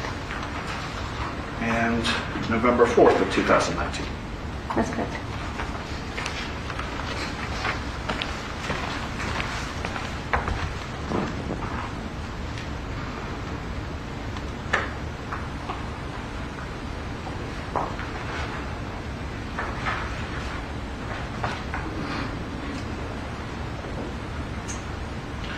And in addition to those emails, I believe you said you spoke directly with Trooper Sloper at least a couple times. At one point, he asked if we could have a phone call to clarify because we were playing email tag essentially. Sure. And you had a conversation with him. I did, yes. And after that conversation, you wrote up a memo about what you had discussed. Yes, it's routine that when we have a conversation, we document what was discussed. Okay. And I don't want to assume, I'm guessing you don't remember the exact day you had the conversation. I can't recall. I don't know which one you're talking about. Okay, so if I showed you the memo you wrote, would that help?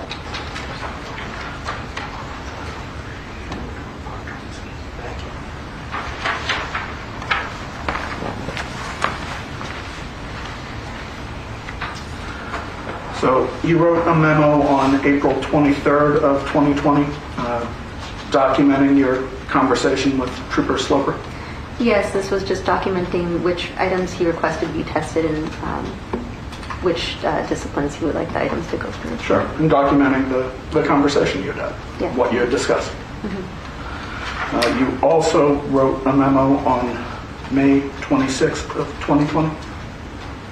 That's correct. Again, documenting another call you had had with Trooper Stephen Sloper. Yes, this was after the work was completed. Okay.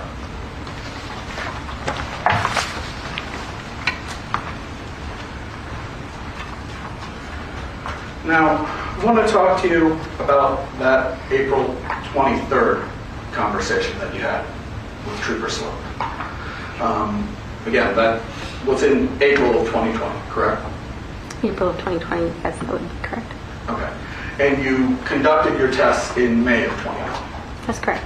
So you had this conversation with Trooper Sloper prior to doing any testing? I did, yes. In your memo, you noted that Detective Sloper requested that examinations, that you perform examinations that would potentially link Brandon Castiglione to that gun? That's correct. And again, he had previously told you that Brandon Castiglione was a suspect in this case? It's routine for us to need to know who we have to compare to. If we don't have a suspect or someone named, we would not know who to compare the impressions to. So it's routine to know who the suspect is. My question was, Trooper Sloper had informed you that Brandon Castiglione was a suspect in this case? Yes, that's correct. He also told you that the gun had been found near Brandon Castiglione. Yes, he mentioned, I believe, in close proximity. Okay. And he told you that before you conducted any tests? Yes, sometimes we have to know where the item was found because if the item had been found on this person, I would have suggested not doing fingerprints because then it wouldn't have been probative to their investigation.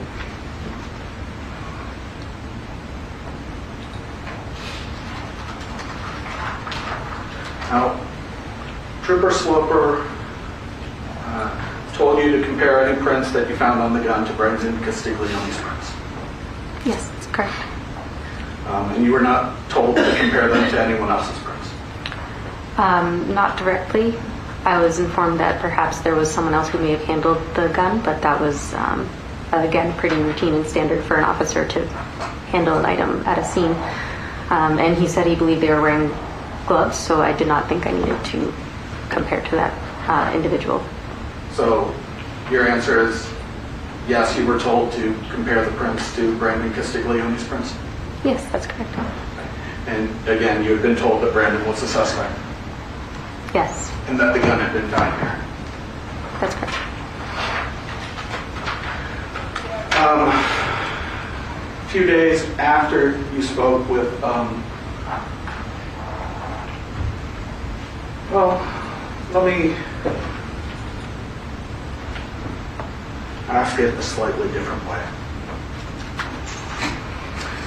You indicated a number of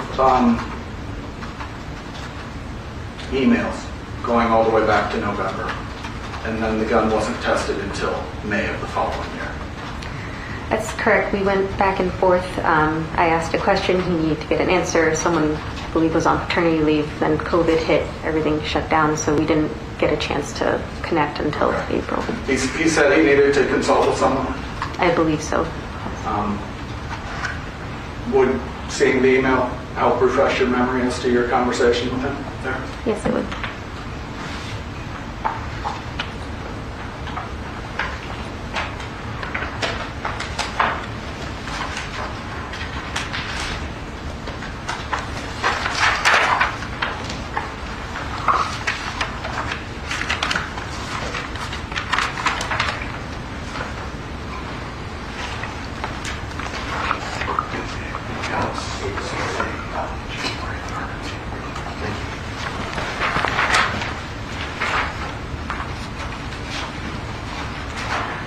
Just read that email to yourself.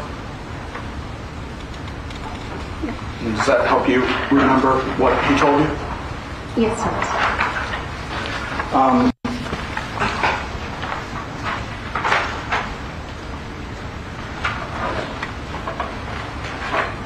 Trooper Sloper at that point told you that he couldn't give you a decision yet because, as he said, he was waiting to hear from someone else. Yes, that's correct. Someone from the AG's office? That's correct. And when I say AG's office, that's the Attorney General's office? Yes, that's what I Sorry, shouldn't use abbreviations. And ultimately, he said that he had spoken with the Attorney General's office and gave you direction as to what tests to run or not run, correct? When we spoke, he just outlined what he requested. I don't know if the request came from someone else. He didn't specify. Okay. But he had initially, when you asked what test to run, told you he couldn't answer you because he needed to speak with the Attorney General's first. That's correct.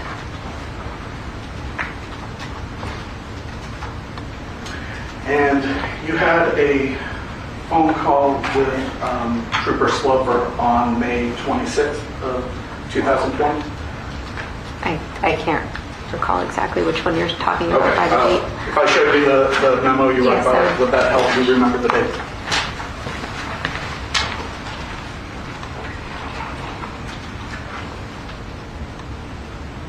Okay. So this memo is dated May 26th of 2020? Yes, that's correct. About a phone call you had with Trooper Sloper? That's correct.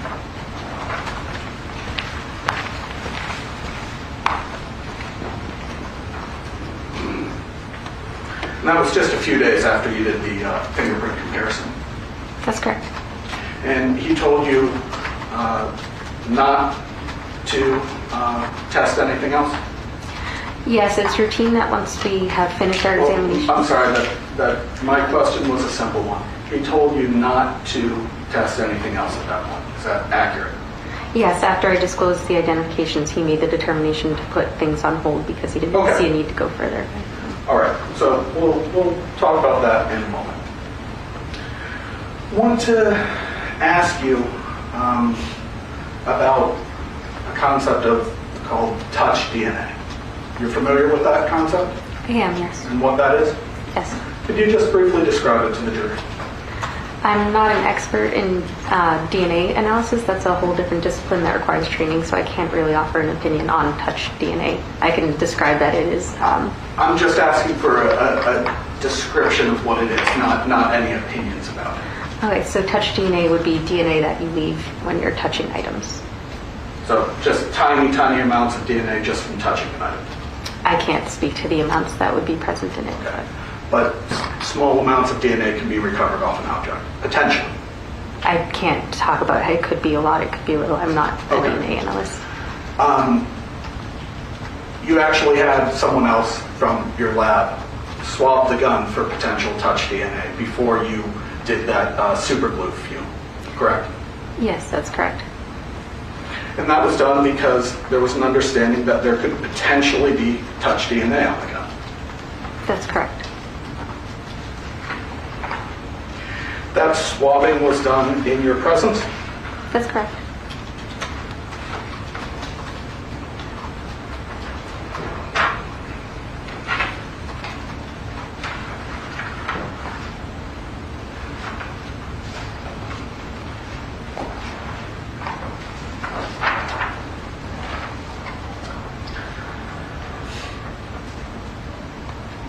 Is it fair to say that you don't remember exactly how many swabs were taken and exactly where they were?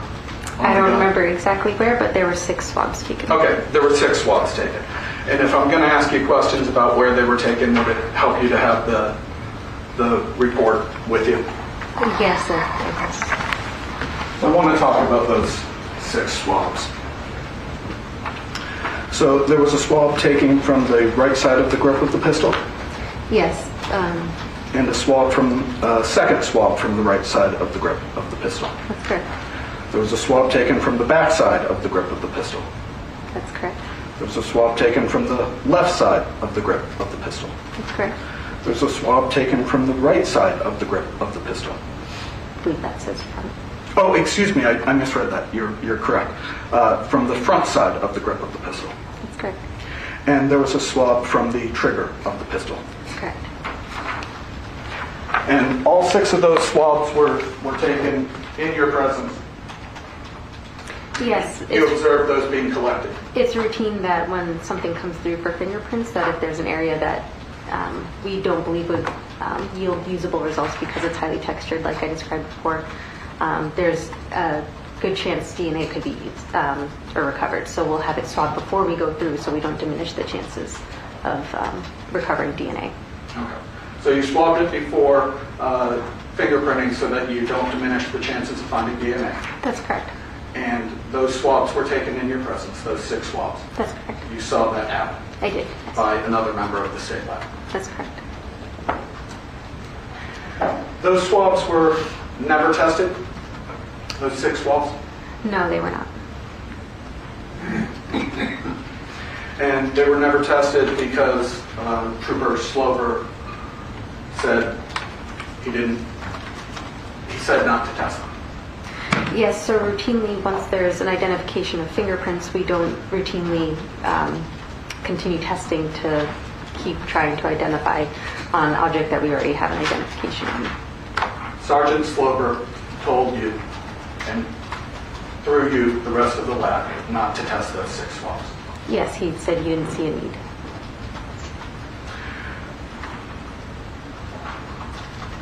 You talked about fingerprints. Yes. And specifically, I guess that was a silly question. You talked a lot about fingerprints. You talked specifically about whether or not you could determine the age of a fingerprint, I believe, earlier today.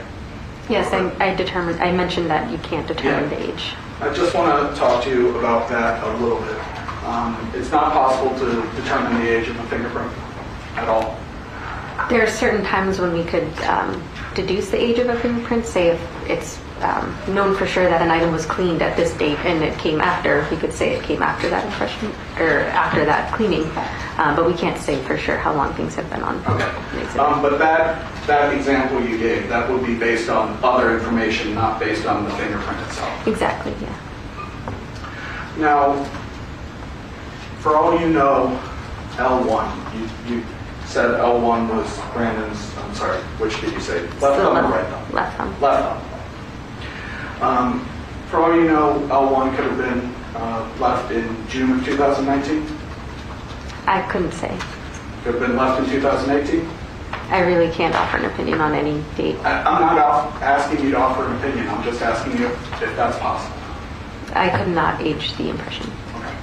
So you would not be able to eliminate the possibility that it was left in 2018? No, I could not. Wouldn't be able to eliminate the possibility that it was left in 2017? Again, I could not. Wouldn't be able to eliminate the possibility that it was left in 2017? At this point, asked and answered. I think she stated she cannot date the time of it. We've had 4 different examples now. The 5th one's not going to make any difference. Give her one last one. That was my last one. She can answer. If she has a different answer, or she can answer it. Go ahead. What was the date again? Sure. You wouldn't be able to eliminate the possibility that it was left in 2015 or even before? I can say that it was left there after the gun was created. Okay. So. And that's all that you're able to say, that it was left there after the gun was created? That's great. And without going through all those different years and examples, that same answer of would be true for L3 also, the other print on the gun. That's correct. All you can say is that it was made sometime after the gun was manufactured. That's correct. And you don't know the date the gun was manufactured? I didn't look into that, no. Counsel, do you have more to cover? Because we're at the noon break. I actually think it will be pretty brief. I think I can do it in another 2 or 3 minutes if we can manage. And do you have a lot more to go over with her? Myself, Your Honor. Right now I'm counting 3 questions. That's it. How many subparts for each question? Roman numerals. Okay. All right. Why don't we try to wrap up over just before lunchtime? Okay.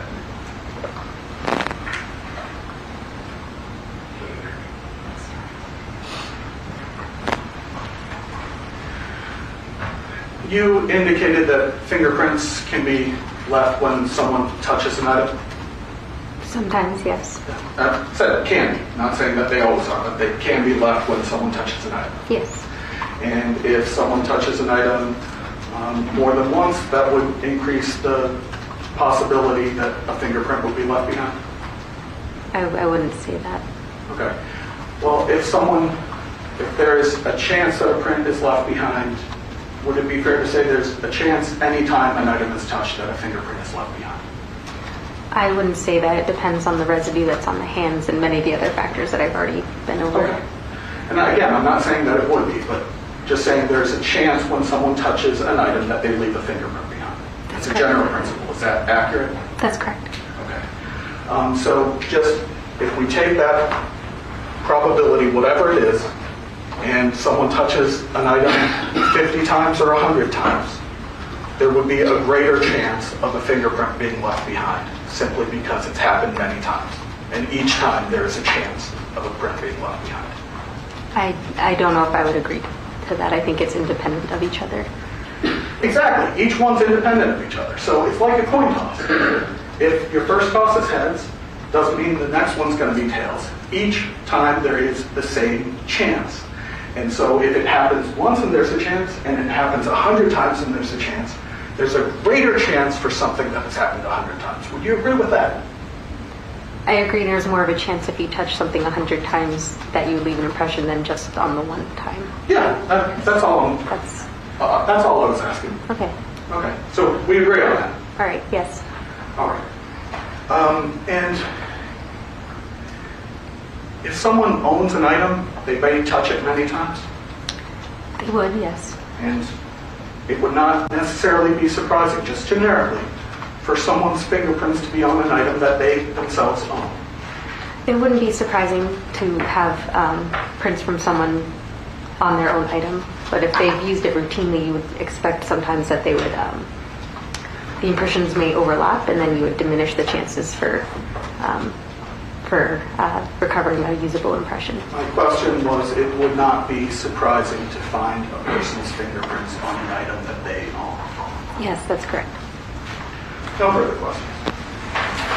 Based on that last question, Ms. Martinez, explain to us what you mean by fingerprints overlap. It sounds like you couldn't get a full answer out of it. So if you're going to routinely touch an item over and over again, as he was describing, especially if it's in the same place, you could leave multiple impressions on top of each other. And when you do that, if you imagine the ridges, they might start cross-hatching, and then you wouldn't be able to follow the ridges, and you wouldn't be able to use that impression. So if there's multiple placed over each other, like he was saying, or multiple touches, it would diminish your chances for a usable impression. Based upon that, when you say multiple impressions in the same position, it could kind of obscure some of those prints. Is there any way to tell from your examinations whether that means that it's more likely that you would see the first print left in that area or the last print left in that area? It's hard Does to... one kind of like mash on top of the other one, I guess is what I'm asking. They do sometimes overlap. It's hard to tell sometimes which one came first, and usually when you have that much overlap, you wouldn't be able to use either, so you don't. One of the things I don't think you got a chance to give a full answer to is you were asked, I believe you stated at one point when you do ask about where a gun is found because, and if I've got this right, you said if it's found on a person, we might not, like physically on the person, we might not ordinarily do prints because it wouldn't be helpful to an investigation. Is that what you said before? Something like that, yes. Why would that be true? Well, there's not as much investigative value to finding fingerprints on an item that... I'm going to object, Your Honor. Maybe approach. I'm going to object because lunch is being delayed, and the judge is not happy about it. While they're talking, and we can't hear anything, I was going to give you a little bit of update about what we're finding out from inside court. It says 14 jurors, 4 of them are male. One of the males is, in his 20s, looks totally checked out on cross, won't even look at the defense attorney.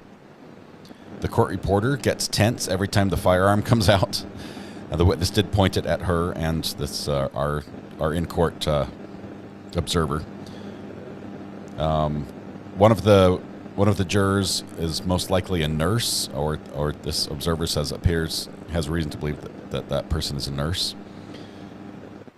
Another one gave the defense attorney a slimy look when he approached for a cross as well. And there's only one juror in short sleeves. So there you go. There's some information you would not have anywhere else unless you were sitting in court or we have an observer there telling us that.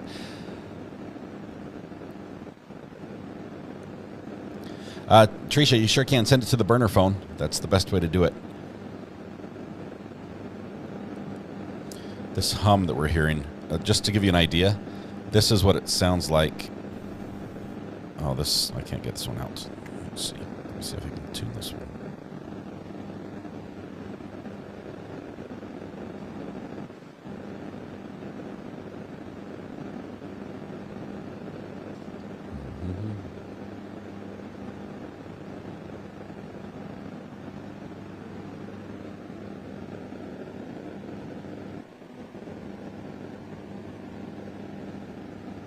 Trying to tune out this hum.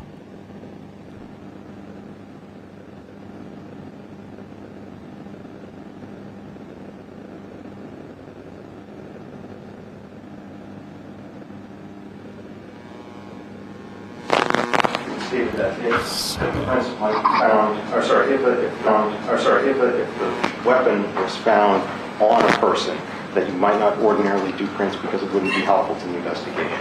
Why is that?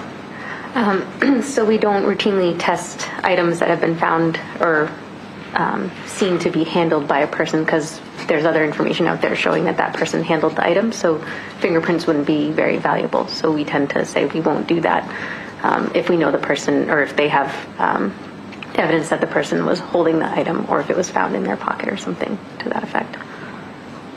And then finally, so regardless of what you were asked to compare, there were only 2 identifiable prints on that weapon, and both of them came back to Brandon Castiglione's left thumb, correct? That's correct.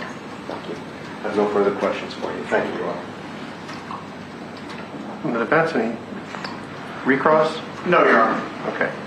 Ladies and gentlemen, we're going to adjourn for lunch. Do not discuss the case amongst yourselves. Do not do any independent research. Don't go online and look up anything you just heard about or anything you've heard about in the trial or anything at all. And we'll see you back here at about 10 past 1 o'clock. See you then. Thank you. All rise for the jury, please.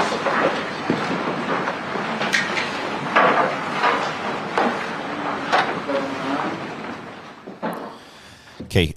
Thank you, everybody. I appreciate your help today in keeping everything happy. I do want to do a recap here. Here's what we have on the schedule. First, I'm going to do a recap of this trial and where we're at a little bit on this for those who are just picking up on this a couple days into it. Also, I would like to read a little bit of background. Please be seated, everybody. Before I excuse her, I'm assuming everybody's done. So, Ms. Martinez, you can actually sit down. You can step down. You don't have to stay up here on the witness stand. Sorry. Is this the last witness that's going to talk about the contents of the box with the gun in it? I don't know where we are on that, but just my understanding, and the reason I'm asking that is because there's other stuff in the box that hasn't been admitted yet, or talked about. And one of them are, I believe, the lifts from the gun, the fingerprint slides. So I don't know what you want to do about that. We've been If no one showing wants to evidence admit them, as that's fine. But also the swabs are taped to the top of the box too. And no one's asked any questions about those.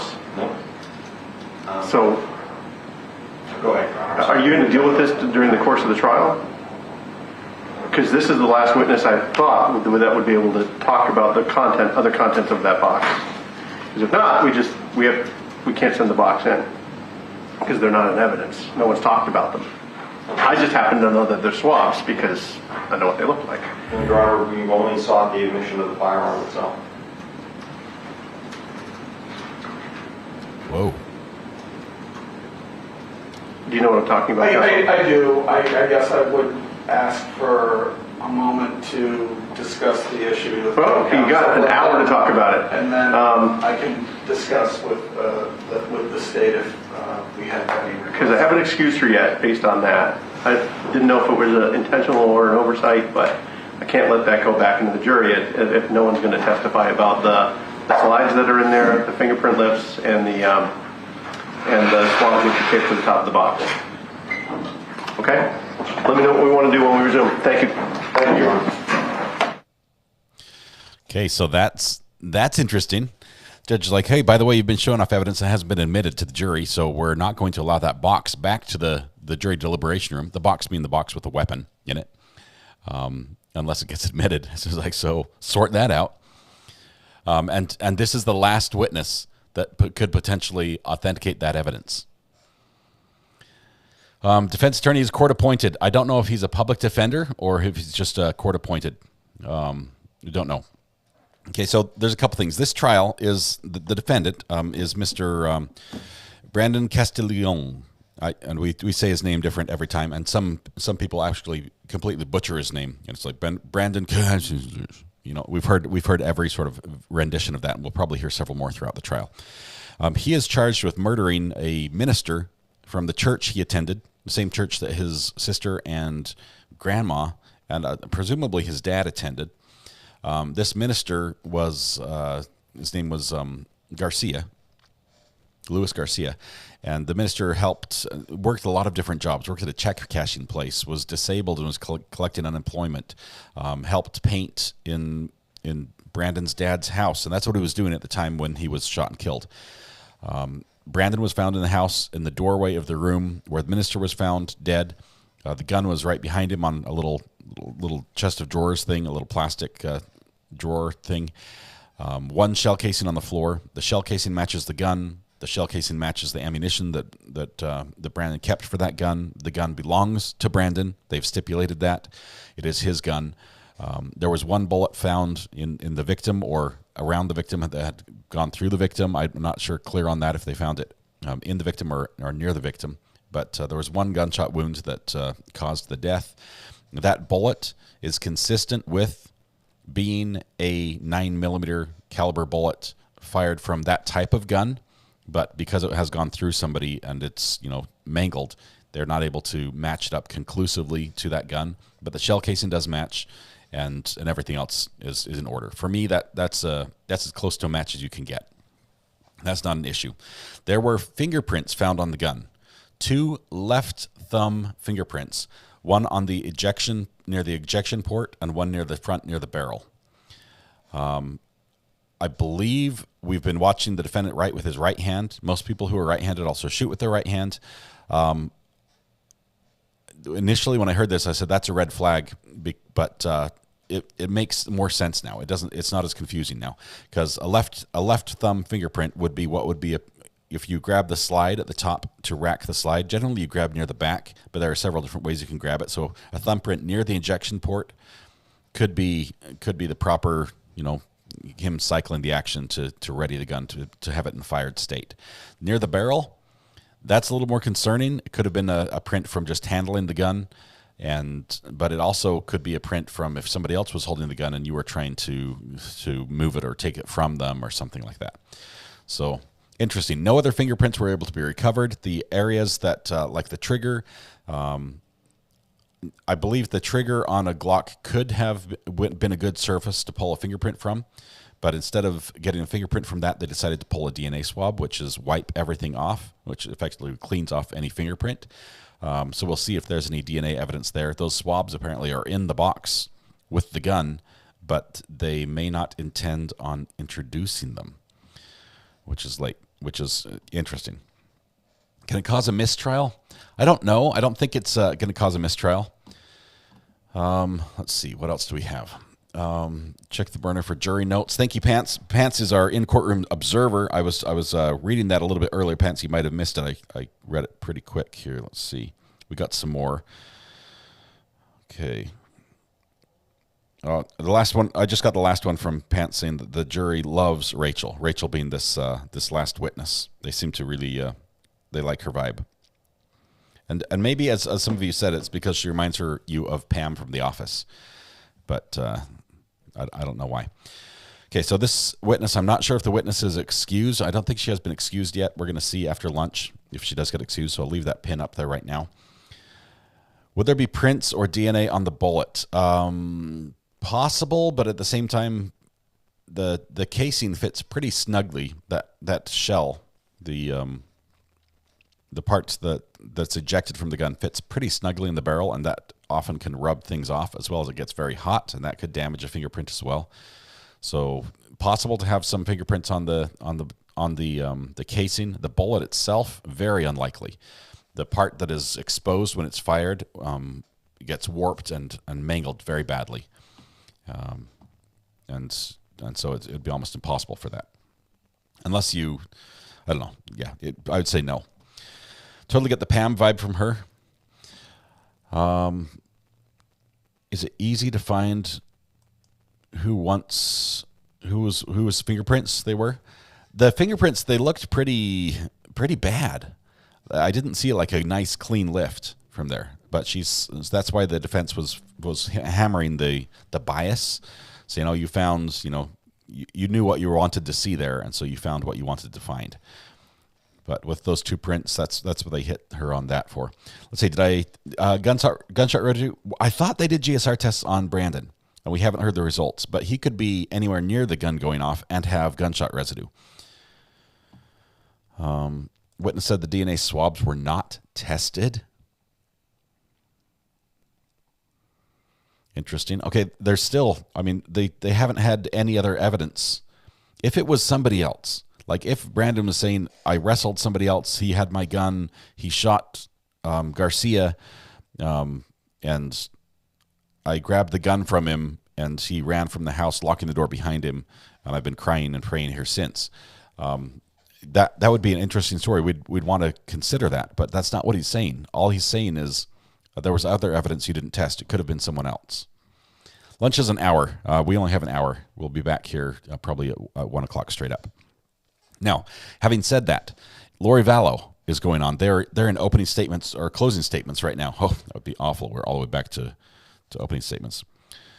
2 jurors seem locked out of the defense. The rest seem open to both sides.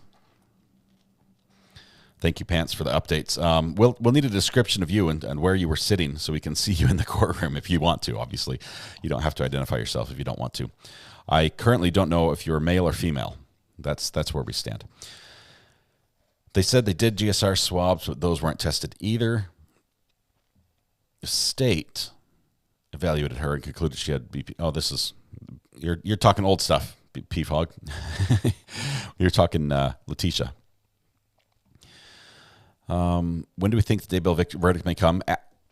Probably no sooner than an hour. It will not happen during lunch. I'll tell you that much, because the judge has said he's going to give us an hour notice when it's time for the verdict to be read.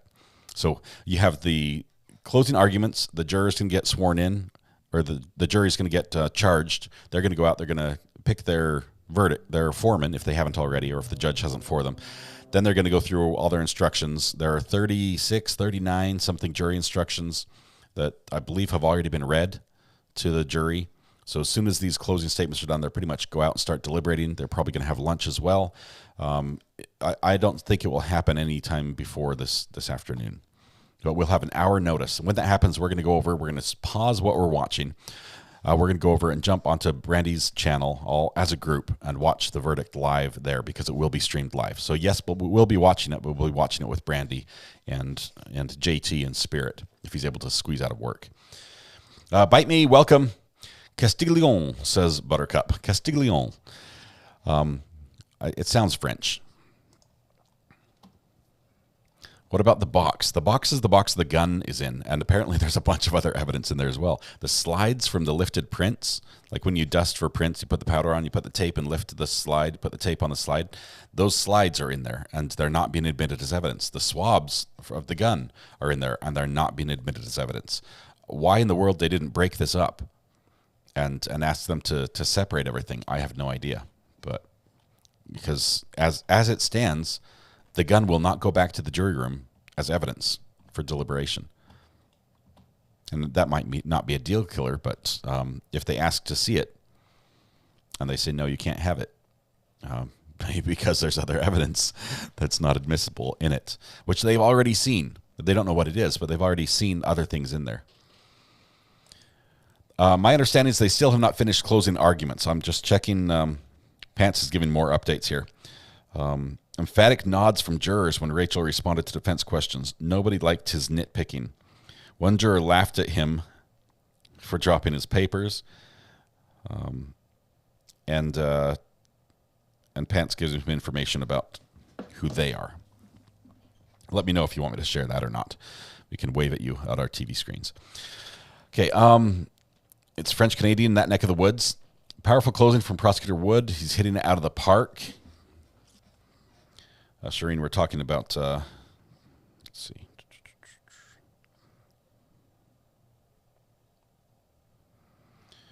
Let's see.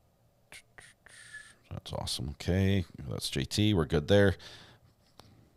JT has to work, the poor guy.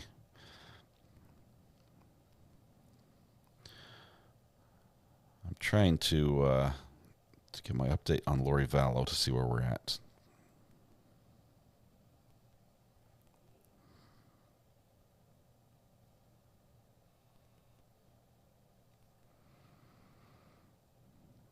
Okay, closing arguments are set to start. That was a few minutes ago.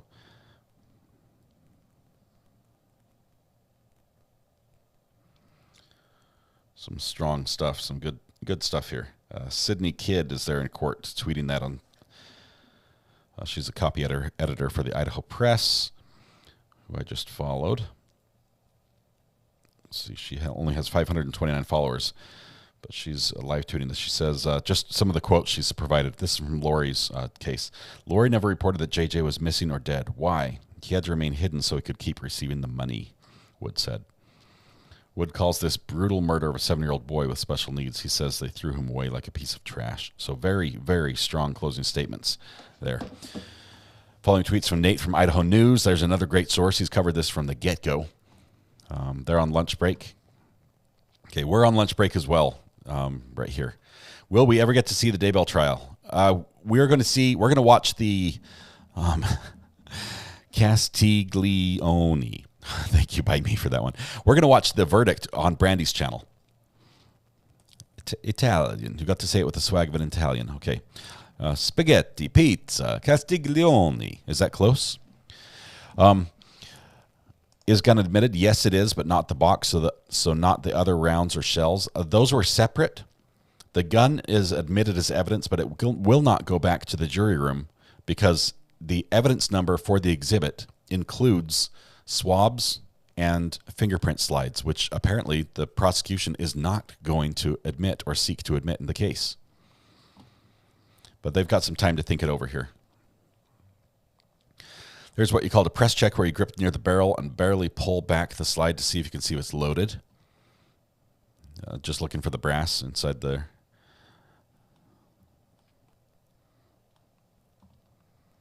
My firearm has a little indicator that there's a little tiny lever that just slightly pokes out and exposes a red marking on the side of the slide if there's a one in the chamber. See, we're going to raid Brandy again. Yes. So what we're going to do, what's going to happen is we're on guard, right?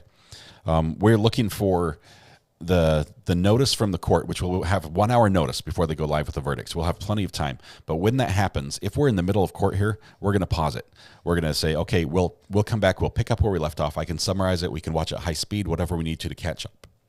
But we want to watch that live, so we'll go over in mass. We'll just raid Brandy's channel. We'll all just, elbow people around till we can get comfy in there, and we'll watch it live over there with her because she has all the pictures, she has all the graphs, she has the information on that, and we'll be able to listen with her, which will just be awesome. So we will just portal right over. We'll take care of that. JT's going to make that happen. It's not going to be before lunch, so we're going to end the stream here. You guys have 44 minutes for lunch, and we'll be back here. Actually, I'll probably be back here in a little over half an hour. So we're going to take a little tiny break. Everyone take a deep breath. We're going to get through this. I realize I opened the door yesterday to some bad behavior by showing a picture of the wrong cop, and it went a little off the rails. And then today we've had the pendulum swung the other way. Please forgive me for that. I'm learning. I make mistakes. We're going to try to be good from here on. So thank you very much. Just enough time to watch a new video. Yes, a new video, which just barely dropped, Matthew Harris. Just barely dropped. I have not even, let's see, I'm not even sure if I've had the notification yet. Let me pop in here and see. Boom, boom, boom. Why have I not got a notification, Matthew? Let's see this.